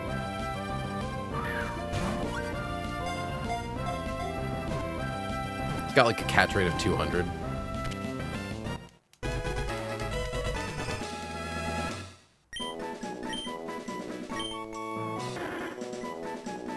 All right. What do we nickname our dear friend Kecleon?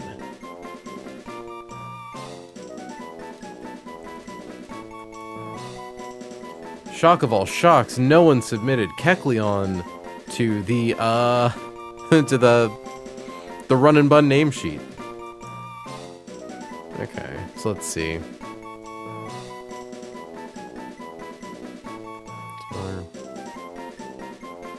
Argenti's cute. It's for a Stantler, but we already had Seamus. Clethgore.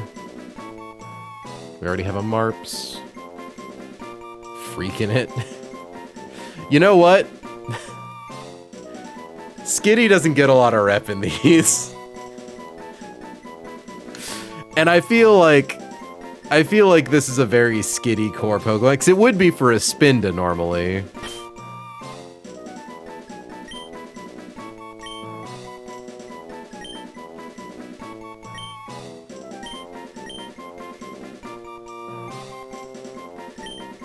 Oop.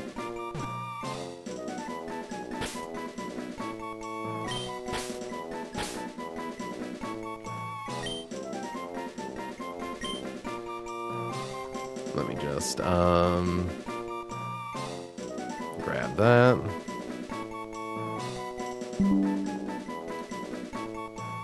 Do a little real quick.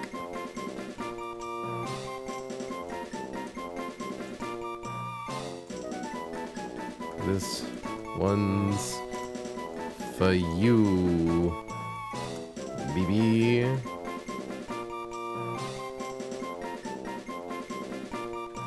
We need to bring Freakin' It to TNL to commit robbery.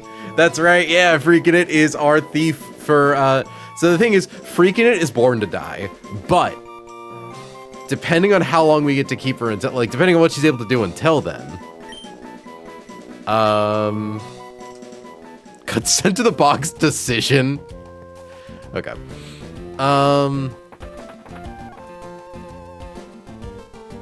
Freakin' It. We would love to see any attack boosting nature, particularly adamant. Special defense boosting would also be really nice. So for one thing, you aren't, oop. I just now get to name this box too. Hold on. Holy shit, I got to a point in the game where we get a box too. That shit's crazy.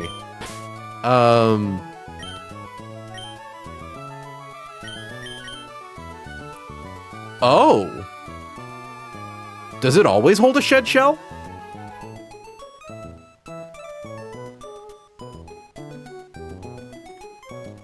Yo, hold on.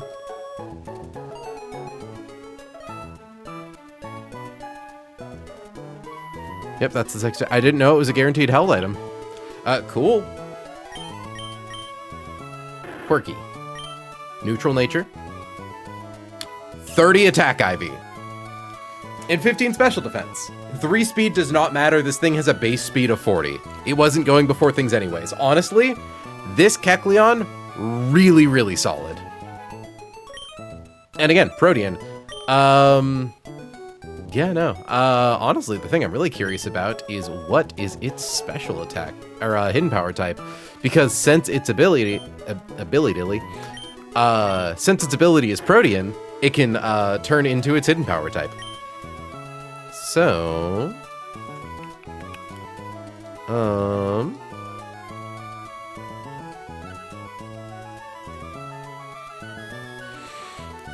grass type. Okay. I'm not upset about that.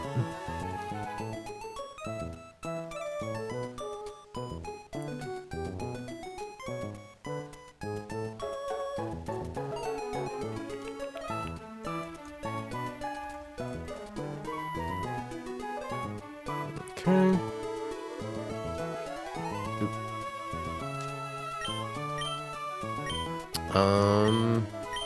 Need to get your actual stats.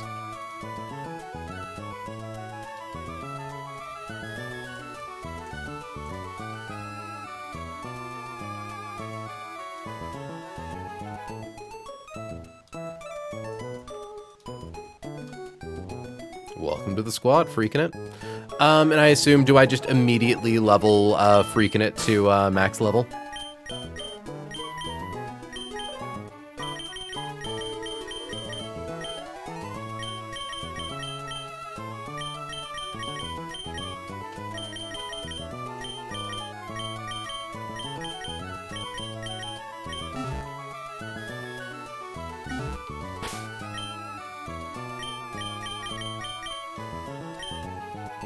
Like, I'm assuming if we're using it in battle, yeah, we're leveling it up.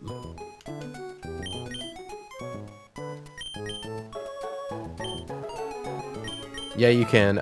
Could be relevant for some future fights. Okay, I just wanted to make sure it wasn't one of those guys you wanted to keep under-leveled for killing purposes.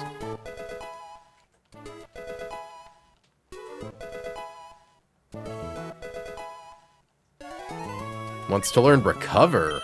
Oh. Blame Skitty. So I know we want to keep Fake Out, and I know we want to keep Knockoff.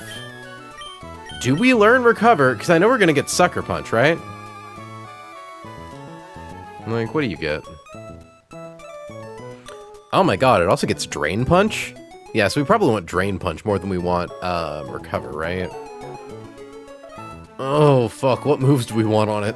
These are all actually... This thing actually is kind of a crazy moveset.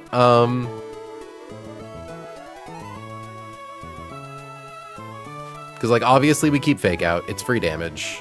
Obviously we keep Knock Off. Its utility. We're gonna get Sucker Punch, probably over Body Slam. So the nice thing is we don't actually really care about Body Slam being, like, a high-power stab move, because every move is a stab move.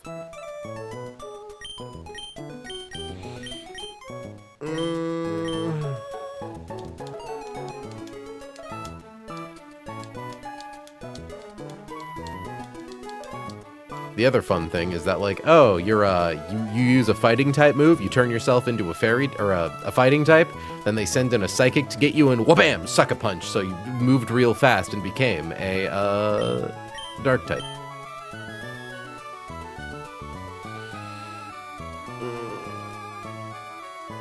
Here, Hannah, will you advise me on what moves I should probably put on this thing? I am gonna hit be right back because I need to pee. So just a sec, folks. We'll be back in a couple of minutes.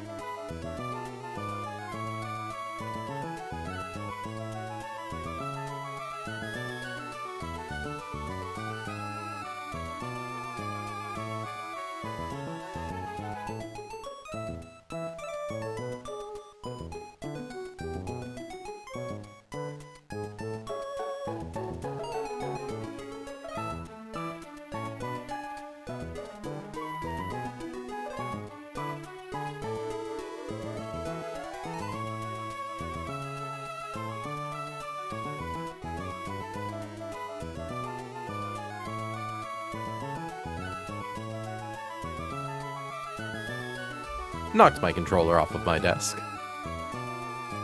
Whoop. Thankfully, it did not hit any buttons. Mint Mod? Is it too late in the night for me to bug you for a coffee?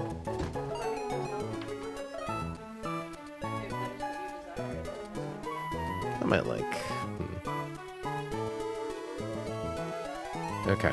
I don't really think Recover does much. Even Drain Punch is a little tough to use just because of the speed.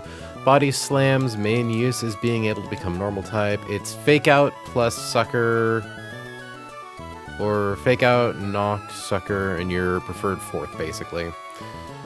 Got it. I mean, the thing is, I don't know if I care that much about becoming normal type again. Because, like, it lets you, like, you can't really, like...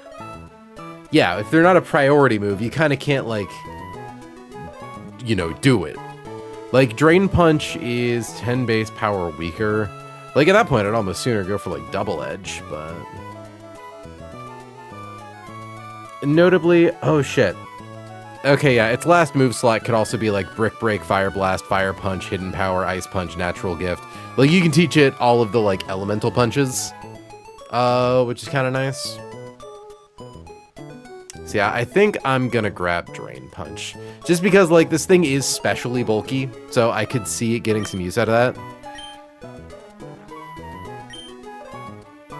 Stop trying to teach Recover, yeah.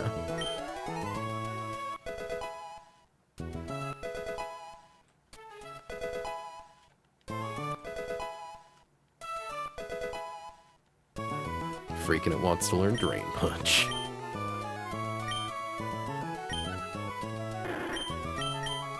Take that over Body Slam.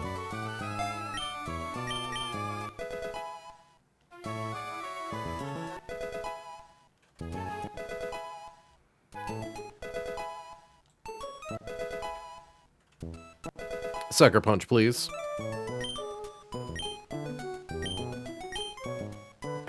Goodbye, low kick.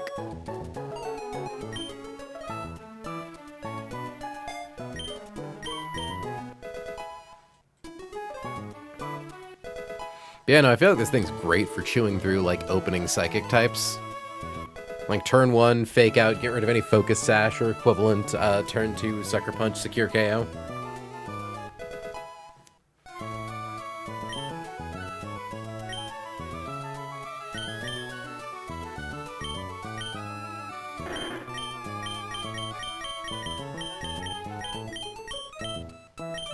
Yeah, that works.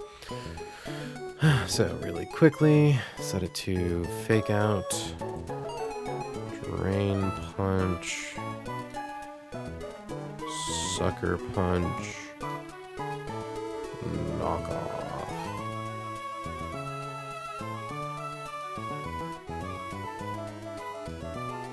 Also, no held item.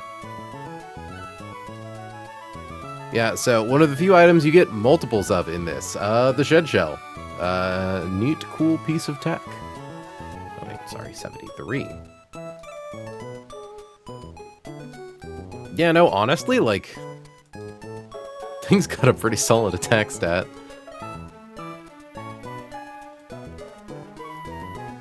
Hits harder than Toge. 180. Has, like, honestly, it has a physical attack that's, like, comparable to Hitmonchan. It is our strongest fake out user because it gets fake out on stab with, like, a decent attack stat.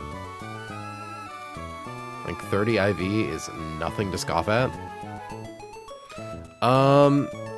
Okay. Now we have to make a choice. For how we want to handle Scorched Slab. So, there are a few ways we could do it. We kind of talked about this before. Hold on, let me get Kecleon checked off. Get our Fortree City encounter. So, we are not doing the land in Scorched Slab because it has no chance at getting, like, there's a lot of good Pokemon on land in Scorched Slab. But none of them are Golisopod. If we fish, I think we have to fish, right? Because getting Slowbro or Slowking is not a miss. Getting Grimer or Muck is not a miss. And everything else is Golisopod. And it's like 40% chance that Golisopod is the highest possible odds. Like, a Lowland Muck is really, really good. Yeah. So now what we need to do is account for each possible encounter. So first we have, here's what I'm gonna do actually. I am going to open up 3 tabs for the calculator. So that way I can get all 3, it's supposed to be 4 tabs actually. Okay. So first things first, Golisopod, obviously.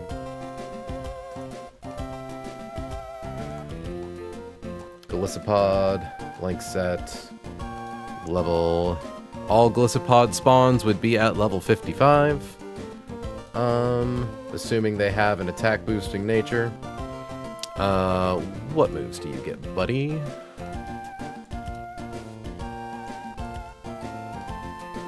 Golisopod.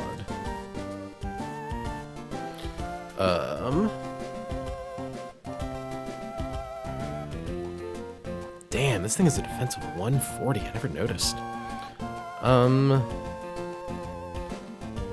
It would have Leech Life. It would have Razor Shell.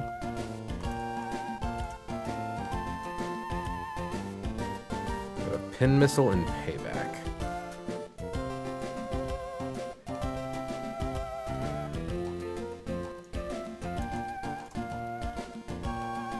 Okay. Yeah. It gets stalled out by Jane pretty well. We've got the Thunder Wave. Notably, we can't damage it. We don't want to accidentally proc emergency exit. That would be bad.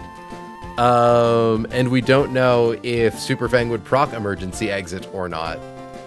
We could technically click knockoff. There's no amount of like crit that knockoff could do.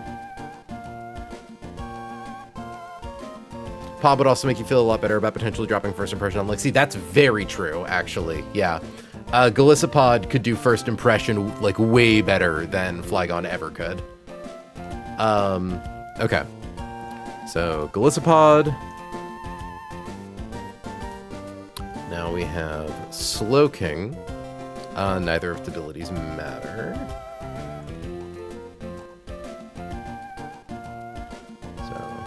Blank Slowking set. 50. Ooh. Also, always 55. Psychic, Surf, Power Gem, Block. Prevents the target from switching out. So we equip Jane with Shed Shell. So.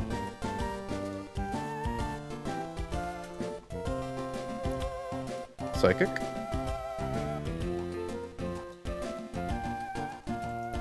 Surf.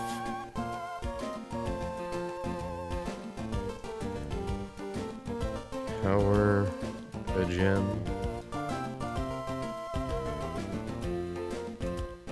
Block. What's your catch rate, Slowking? 70 is not bad. We'll assume you are modest. Okay. Torterra can just kind of sit in against Slowking and heal for days.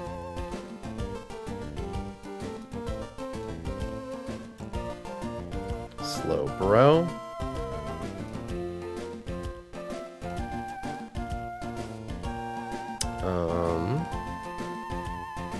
Psychic, Surf, Safeguard, Block. Okay, cool.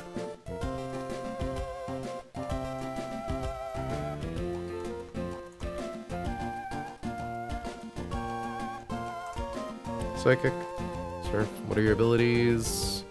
Also Oblivious and Own Tempo. Okay.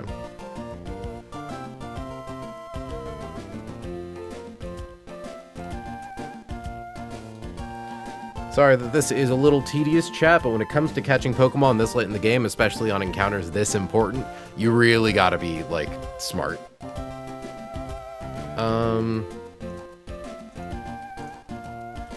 Block. And then it would be Grimer at any level or Muck. What's Grimer's catch rate? 190. Okay, Grimer Alola is an instant catch with a Quick Ball, so we only need to worry about Alolan Muck.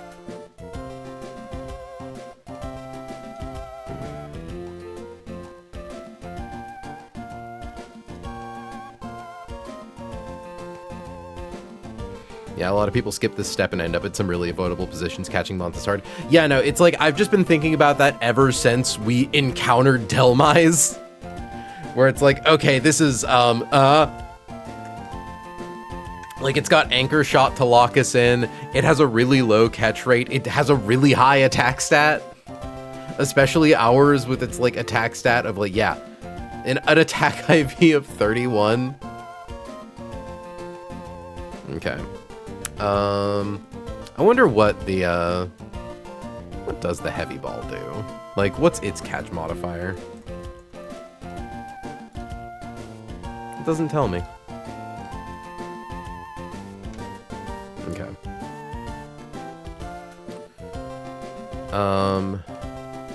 Okay. So. Muck Alola, like set, has knockoff. The main thing is that Alolan Muck does not have explosion yet. Knockoff, Gunk Shot, Earthquake, Payback. I think Corviknight's probably the best for this thing.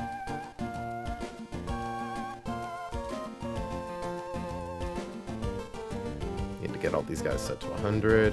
And of course, we're assuming that they're adamant. Slowbro is modest.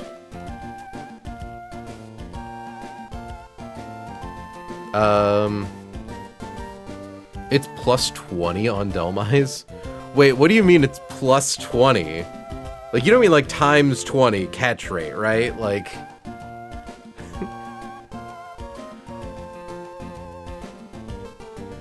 Okay. 55. Oh yeah, and Muck's ability also doesn't matter. Poison Touch or Gluttony.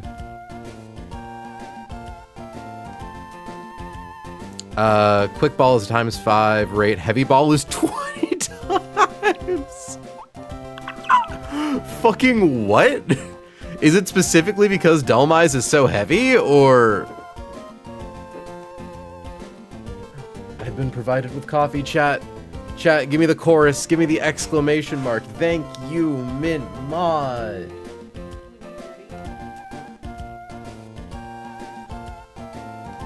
Yeah, I need to bug Tara about it again. Okay. Alolan Muck. So I'm thinking... Its Earthquake only does 20% to Steelix. That's insane.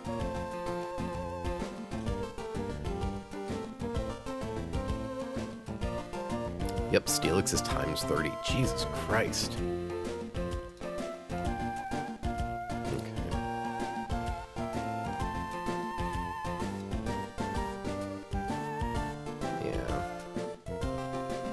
Garchomp's actually kind of good at sitting in on Muck Alola. See, the nice thing about Garchomp, honestly, is you can kind of leave it in against things to let them damage themselves on you. We don't want to hold any items except for Shed Shell, because, Oh wait, does Golisopod not have knockoff? Oh, I thought Golisopod had knockoff. Or does it get knockoff in a minute? I'm probably thinking about, Yeah, I'm probably just thinking about the Kecleon we just caught. The only possible modifiers are -20, 0, +20, and +30. That's insane.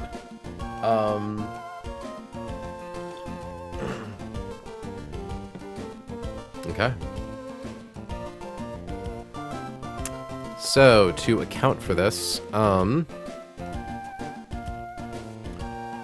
to take care of Golisopod, Electros, Thunderwave, plus potentially, like, knockoff, because I don't think Golisopod is ever holding an item. I do not believe it is possible for it to hold an item. So a crit knockoff doesn't put it into emergency exit, and a non-crit knockoff does not, obviously. And yeah, I can just kind of hang out, and then, let's see. We're still going to give Jane the Shed Shell in case we end up against one of the slows. So, yeah. It really is just, is this Pokemon heavy? Heck no. No, yes is probably a god or Wailord. So after that, like, each Life Razor Shell. It has such high attack.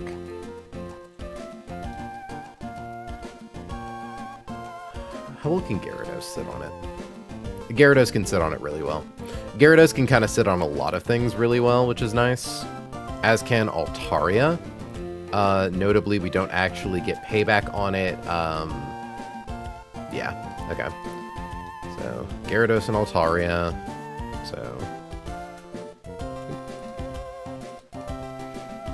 So we have Electros, Gyarados, Altaria. Against Slowking, honestly, Gyarados does kind of vibe, but Power Gem does a bit too much.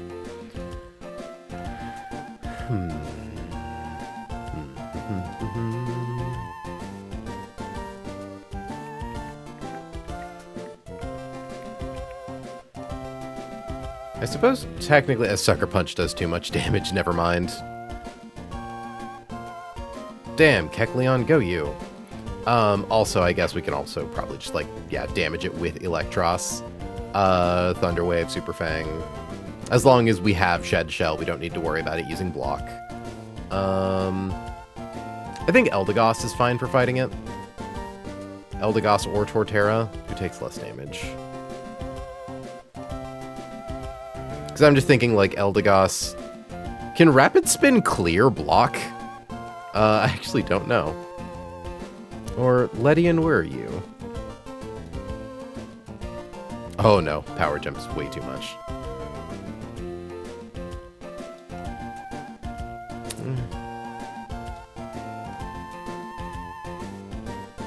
I think as long as I give Ledian, like, also a Shed Shell.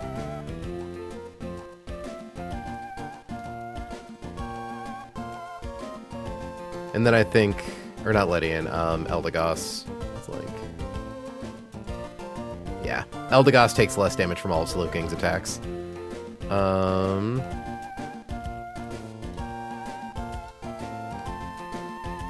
Electros, Gyarados, Altaria. Eldegoss would also be the answer for this guy too. I wonder, Greninja?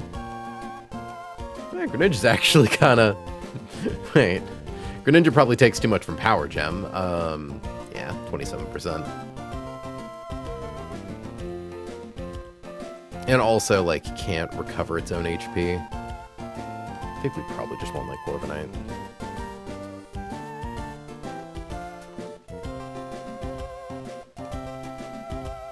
And then against Alolan Muck. Alolan Muck Corviknight's actually really good. Yeah. I mean, it can click Earthquake, but, like, if we have to Roost, but even then, like, we heal first. It does at most 60%. So as long as we're smart. So you, and you. Oop, 9 PM. And you, and you. And you. And who do we want to be our last guy?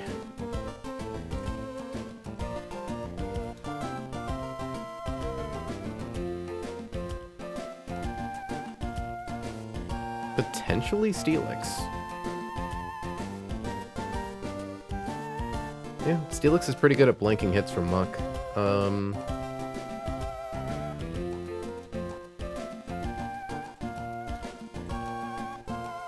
It's either that or Garchomp. Actually, Garchomp is better at it.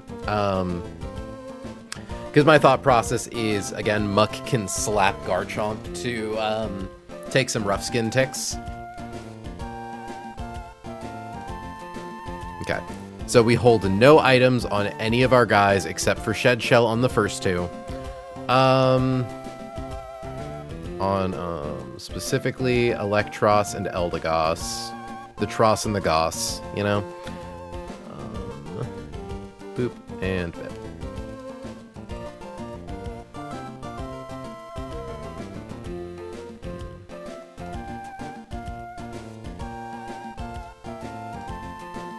I'm putting so much effort to this, and it's going to be like, okay, and I throw a quick ball, and then we catch it immediately. Notably, we also get to benefit from Dusk Balls, which is kind of cool. This is also, like, worrying about, like, these guys having highest possible stats and the most advantageous nature. Yeah, no, of course. That's the big thing is for Muck. Okay, not getting shed-shelled. Actually, also, I should never try to soften up Golisopod with knockoff, because if its defenses are bad, I just realized that I was looking at those numbers against the most bulky possible Golisopod. I think net is the best available ball for pod. Good to know. Okay, let's get our team assembled.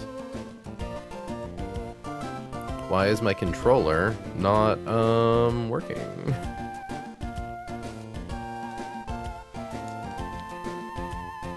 Okay, so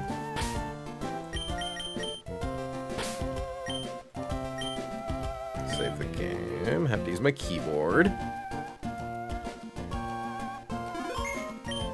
Now we turn this off and we reboot up the emulator. And we load the ROM. And all is well in the world. Cool. Oh my god, we cleared Winona! Fuck! That's so good. I'm sorry, I'm still riding high off that.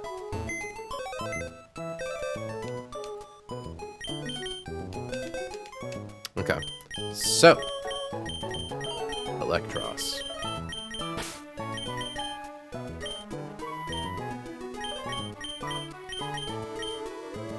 Gyarados is already on the team. Atari is already on the team. Corviknight is already on the team. Crazy how I got all of the guys who are really good at helping me catch Pokemon on the team for helping me catch Pokemon. Get that chomp.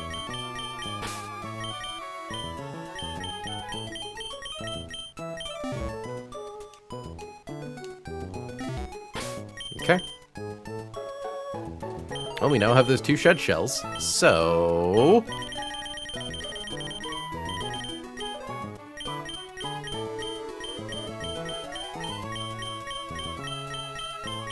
Totally skipped it.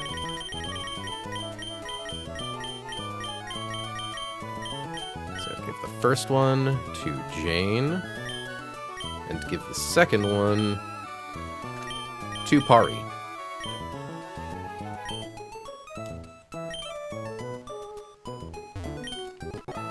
Heal our squad. I suppose also worth noting, I should make sure the other Pokemon I encounter here don't secretly also have knockoff. It's like, what, Gyarados and something else? I think Gyarados and Octillery. Yeah, Gyarados, Octillery. Thankfully, our team is so high level, I imagine running away isn't too difficult. Like, 94 speed, 136. Okay, but if you were, like, say, level 55... Yeah. Still faster than me, that's crazy.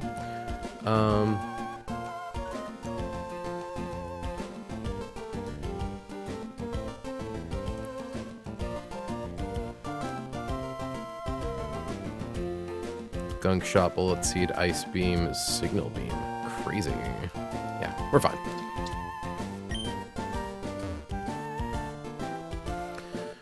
Alright, chat.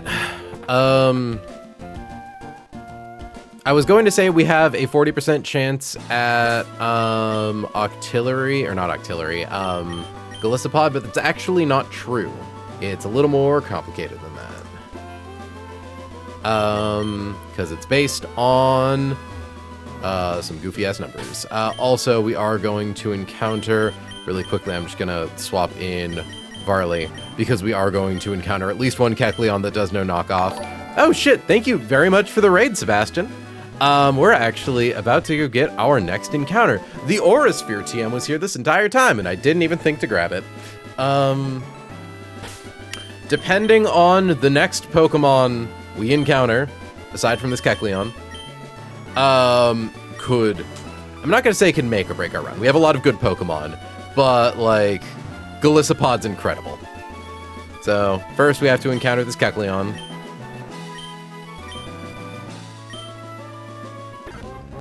I'm going to do the thing they recommended before. That. So, just confirming. Repellent. is activated.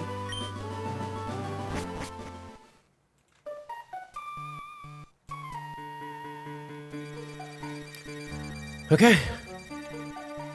So, 20% chance at a Gyarados, which is a duplicate.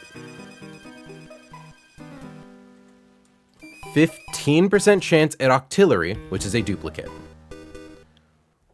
40% chance for Golisopod. 10% chance for Slowbro or Slowking, so 20% chance for a like an evolution of Slowpoke. Or 5% for Alolan, Grimer, or Muck.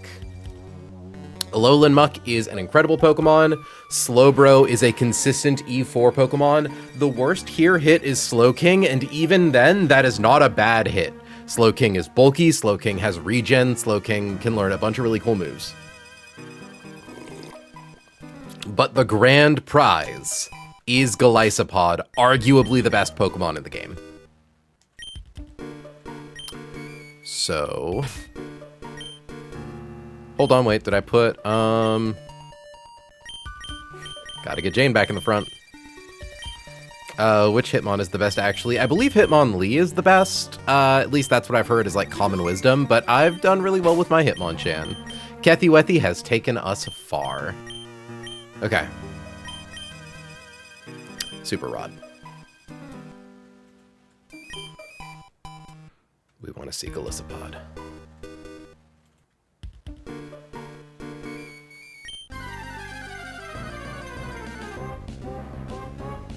That's a dupe. Oh, god damn it. Okay. That's the one annoying thing about Jane, is Jane is really slow, so running from fights is actually kind of hard.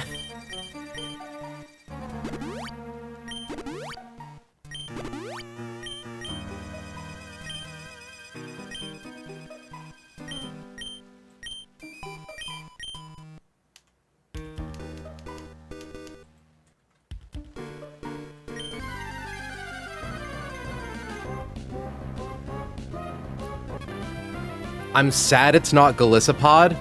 I am not upset that it is Slowbro. Okay. So, first things first, it does have block. Thankfully, we have a Shed Shell on Electros, so that shouldn't be an issue. We are going to click Thunder Wave. Just confirming that I was smart and grabbed Shed Shell. Good. Okay. So, we do some of that.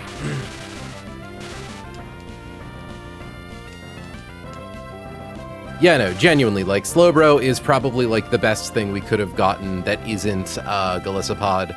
Maybe Alolan Muck. Okay, gotta click Super Fang. Because it has, yeah, Psychic, Surf, Safeguard, Block. None of its abilities can cause it to hurt itself with Recoil. So we click the move that cuts its HP in half.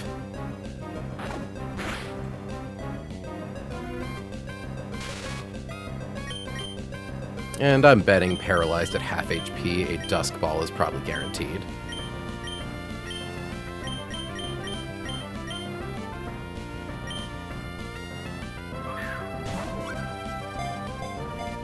At the very least, we already duped Octillery.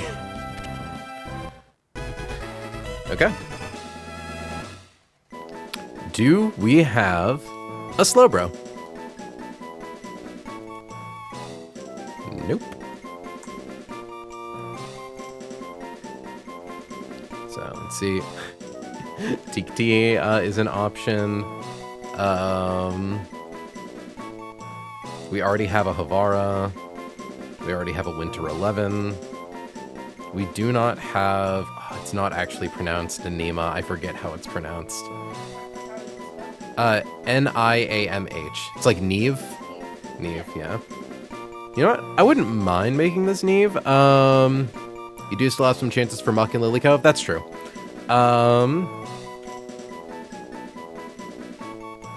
Nazareth. There's also Ivy. Here's freaking it. I'm saving Deidre for later. Not Rena. Clefairy. Yeah, not Cassia. Did we already have an Oniros? I think we did in a different life. Kaylin. Hogonius. Will already has some of our best ones. Let's see what we have for free water types. Already have Sybil. Already have Aramaya. Already have Barik. Already have a Sterling. Already have Ella Atea. Already have a Rose. Already had a Clea. Yeah, wow, we've used up basically all of our water names. Okay. So we'll do one of the psychic ones. Kiefara. What was Newt's? Oh, Newt got Diosa. Okay, Newt's fine.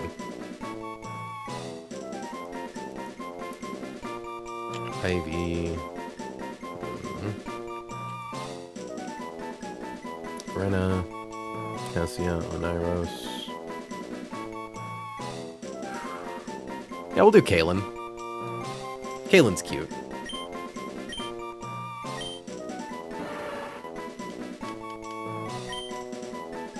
I think the character Kaylin is technically a girl, but like, it's fine. She's even pink. Exactly.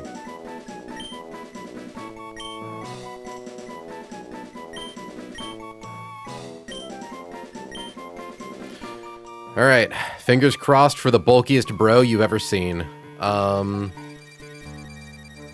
assume I can just grab this with no consequences. Fire gem, nice.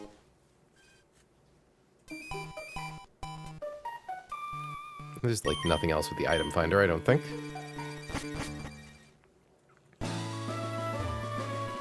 But yeah, no, out of curiosity, when do we get Slowbro Knight? Because, again, that is a Mega Evolution. We are finally getting more Mega Evolutions.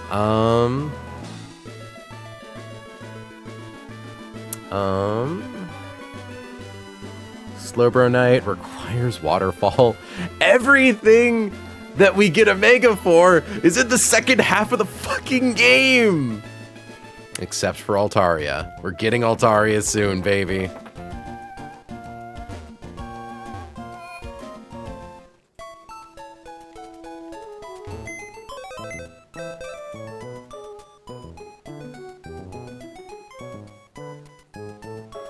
One other extremely notable thing, you've now unlocked the tier of game corner encounters that the majority of winning players take. That's true! Oh my god, you're right, we did just get our next tier up.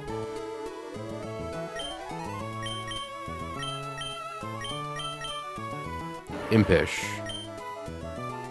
Special attack decreasing is sad, but defense boosting.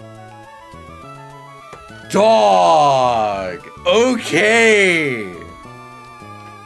Okay, that's kind of a guy. Like, it's sad that it's a minus special attack nature, but it's off a 31 IV. I think that's not bad. 31 speed probably doesn't do anything. Yeah, this thing has a speed of 30, but like 23 HP, defense boosting nature. 2 special defense is kind of sad, but like,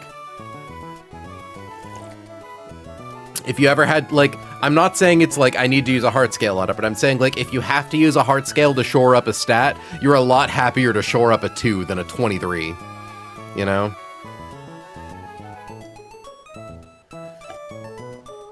Because like, what's mega slow, bro? Ooh, base 180. Yeah, wow. Yeah, that thing gets fucking bulky. Okay, cool.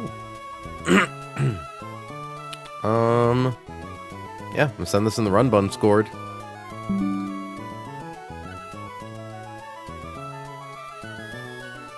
Hold on.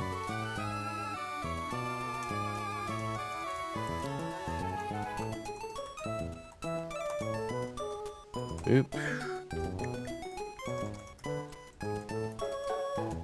Sorry, I can't type.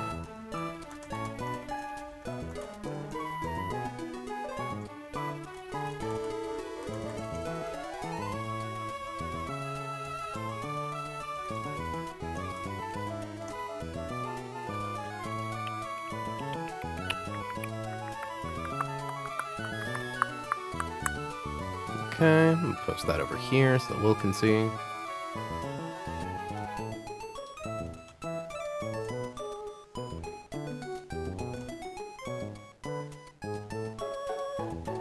Yeah, no, fucking...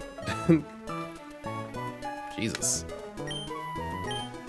Block's a funny move that we're never using.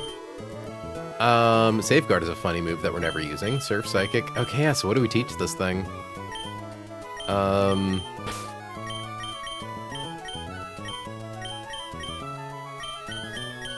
Thank you once again for your incredibly hard work, Jane.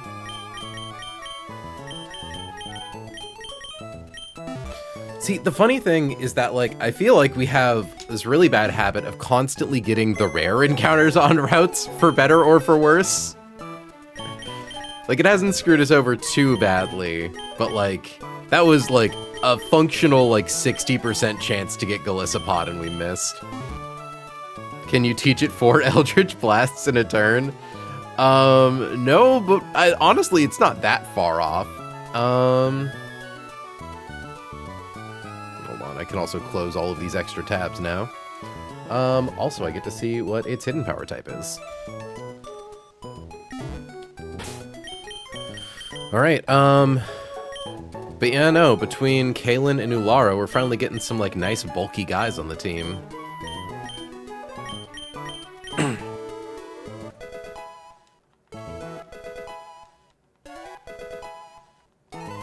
And, like, plus defense off of a 15 IV is, like, ooh.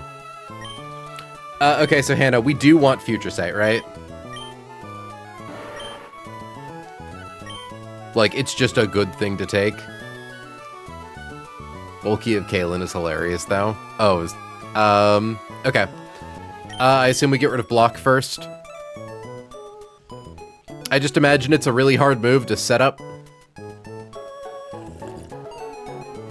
Well, okay, actually, I suppose you could, because this thing's so bulky, you could, like, in theory, PP stall a thing using, like, close combat. So that way, when it gets to struggle, it's stuck in against you. But yeah. Okay. I assume we also don't care about Safeguard.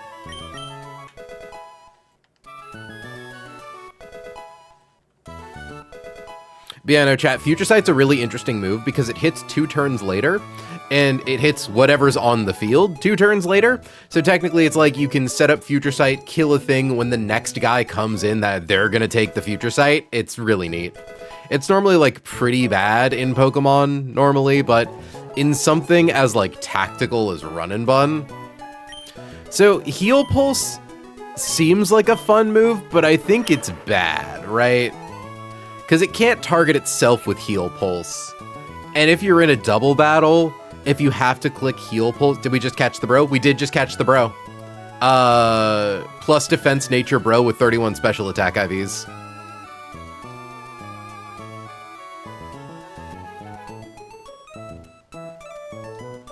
And 23 HP. Keep forgetting.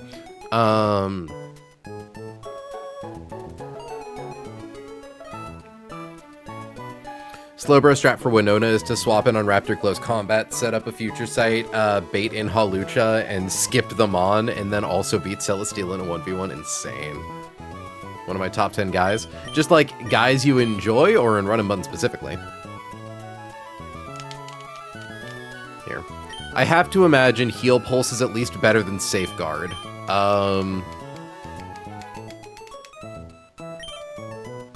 And if I need to walk it back and relearn Safeguard, I will. But I can't imagine that is one of the critical moves on this thing. I imagine the last move we get on it is Slack Off.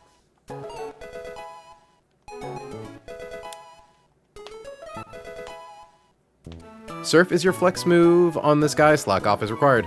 Makes sense. Oh yeah, because we can kind of teach it Surf anytime. I didn't even think about that. Yeah, so we could have Heal Pulse and Slack Off. But I can't imagine we'd want it. Like, yeah, I'll take it over Surf for right now, but, like, yeah, we'll probably be getting something over Heal Pulse sooner rather than later.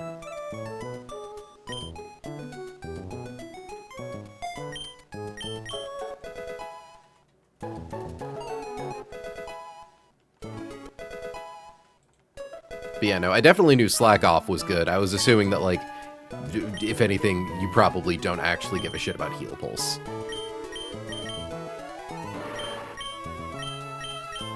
Unless you do something really stupid, like things attacking like Garchomp or Togedemaru to take Iron Barb's chip and then you heal it or something.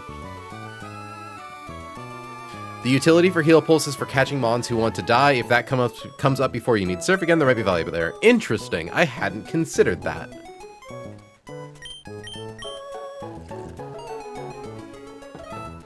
Okay.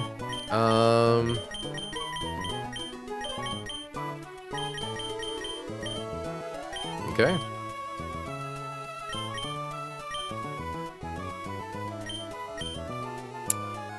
Let's get you exported, friend.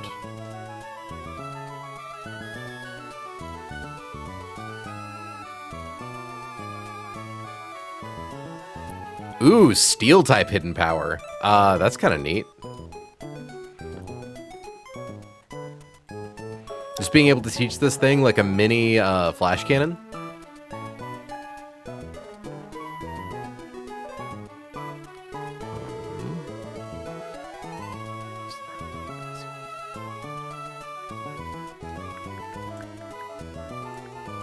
Go.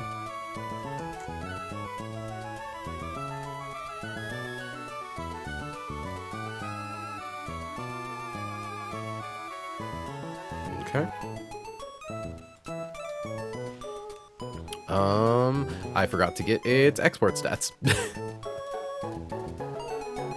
Oh, also it has Oblivious, which is probably the worst of its two possible abilities. Own Tempo is nice because you can't be confused. Oblivious rarely comes up. Like, we can't be infatuated, which I can't imagine is a very common status affliction. So yeah, here, let me look up. Slowbro. Cannot be infatuated or taunted. Okay, not being able to be taunted is actually not too bad. Oh my god, does Slack Off have more than 5 PP? What the fuck? Oh my god. Oh, 10 PP on a healing move, baby. We've had to use Lepa Berry strats in case our healing moves didn't hold out. Just to have 10 off the cuff is so nice. Yeah, okay. So actually being immune to taunt, not bad. I don't know if there are any Pokemon that the AI uses that ever actually use taunt. Also, you're immune to Intimidate, which doesn't matter because we're a special attacker. Meanwhile, oh, Own Tempo also makes you immune to Intimidate. But yeah, it makes it so you're immune to being confused, which is probably the more relevant effect. You still might do Lepistrats off this so you can heal 20 times. I was gonna say, like, yes, I imagine we're probably gonna teach this thing Seismic Toss eventually, right? Because also, what is your ability as Mega Slowpoke? Oh, it's Shell Armor. Oh, it becomes crit proof. Holy shit. Yeah, that's crazy. That's fucking crazy.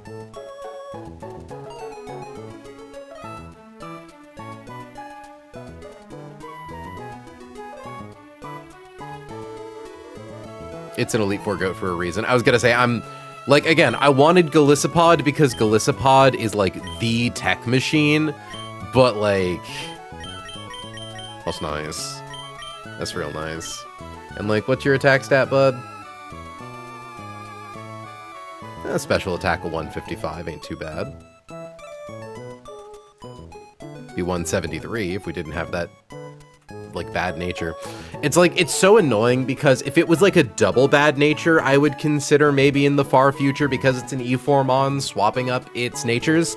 But because it's only like half bad and half beneficial, it feels like too much of a waste. I would sooner like scale up its special defense. Yeah, but honestly, again, like if we give it, like in theory, we actually don't even really care that we get reduced special attack, because if we're just spamming Seismic Toss, like,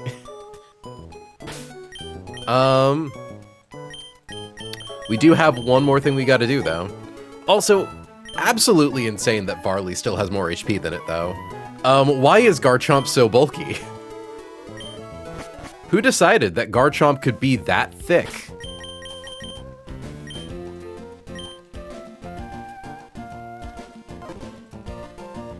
I'd rather it be special attack than minus special defense, honestly. Yeah, no, I just would have preferred to be minus physical attack, you know? Okay. Got Garchomp in the front.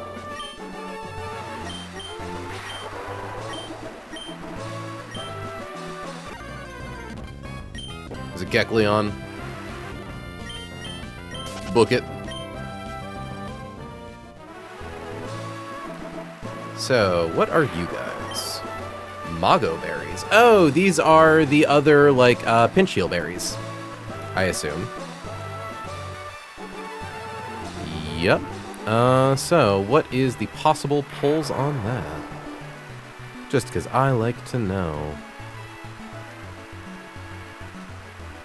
6 to 18, so 10 is not bad. I assume these are the other, so Aguav and, no, we already got Aguav and Ayapapa.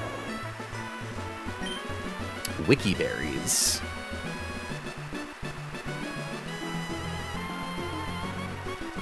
Uh, 1 to 18. Nice. Oh, 1 to 18. That's, yeah. Okay, cool.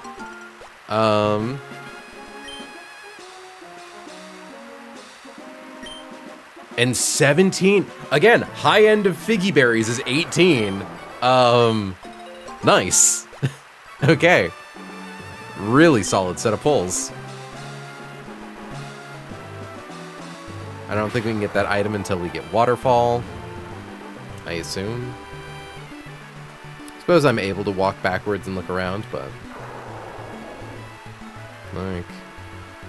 okay, I can surf to see if there are any, like, items to get. Saving the game in case there's somehow something hidden around the corner, though I don't think there is. There are, and I never thought to get them. What a fool I am.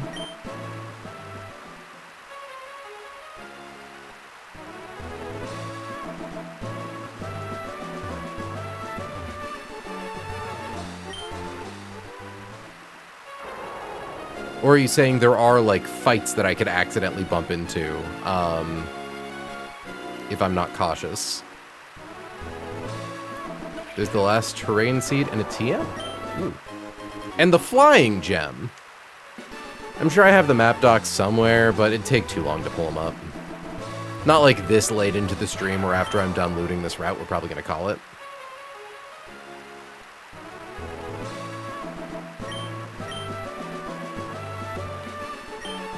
Oh yeah, there's a TM.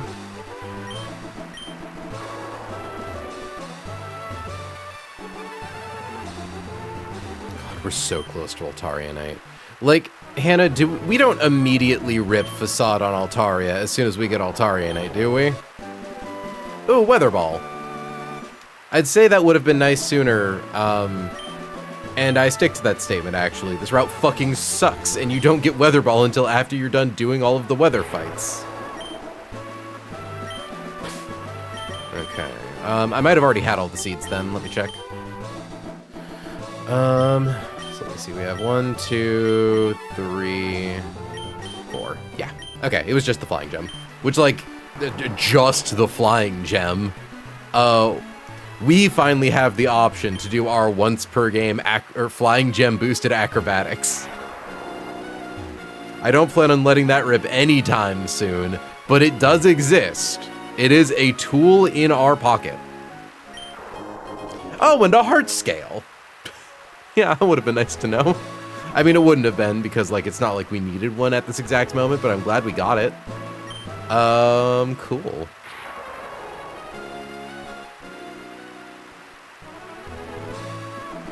Okay.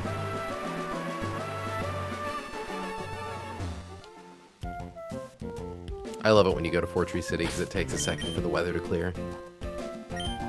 Yeah, so very good pulls. We basically have more pinch berries than we know what to do with. Also, let me check, yeah, because you said we now have the best, or not necessarily the best, but the most common tier on the casino encounters. Dratini Bagon Dino. Ooh, yeah. Shit.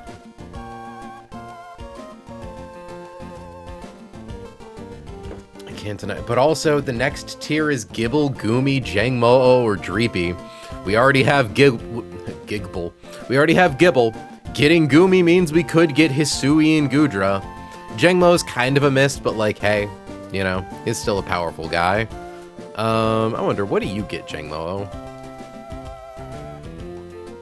Overcoat or soundproof? Which you keep to max level.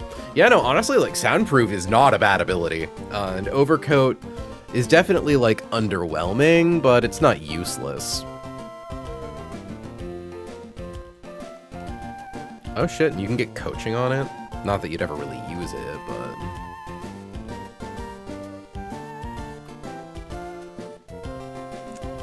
yeah, I wouldn't necessarily... well, I'd be a little upset by this, just because, like, we already have good dragon types and we already have good fighting types. But that's in the future. It'll depend on how good you're feeling for Hellroom. Hydreigon is one of the goats and can potentially save you if needed. That's right, because ghost types are able to swap for free. I did forget about that. Yeah. We're gonna obviously hold on to the casino encounter. There is no reason to let it rip right now. Let me check Twitch for people to raid. Thank you all so much for coming and hanging out. Yada yada. If you're not already following, feel free to drop a follow. We stream 3 to 4 times a week, ideally 4, but you know, holidays, got married, all that shit's been busy. Ooh, Nomal is currently playing the Sea of Stars DLC. That's a fun thing to raid into. Hold on, I'm gonna pop into their chat right now and then mute that so I don't. There we go. So that way I can say hi after the ads. Oh, you said Hydreigon. Sorry. Yeah, because does Hydreigon get U-turn or something? Oh, yeah. Hydra isn't Ghost, but it does have U-turn. I can't read. Raid. Novel. Cool. Got a really solid Kecleon. Got a really solid Slowbro. And we beat Winona. We fucking did it. The only resource we had to use, we didn't even need. Well, not counting the one resource that was mandatory. You kind of have to use a rare candy to be able to beat her Altaria in the speed check, or be like willing to sack something to it. Like, the options were send in Roserade or send in Turtonator to die to get Roserade in for free. And I would prefer to not do that. But anyways, folks, thank you so much for hanging out. Appreciate y'all tuning in for an out-of-time slot stream. Going live next Thursday evening, usual time slot. Assuming, you know, that something doesn't interrupt me, but it shouldn't, ideally. Until then, friends, I'd like to thank you so much for joining me. I have been April. She has been May. You have all been incredible, and I will catch you all in the next one. Sending out the raid. Have a good night, folks. And ending stream.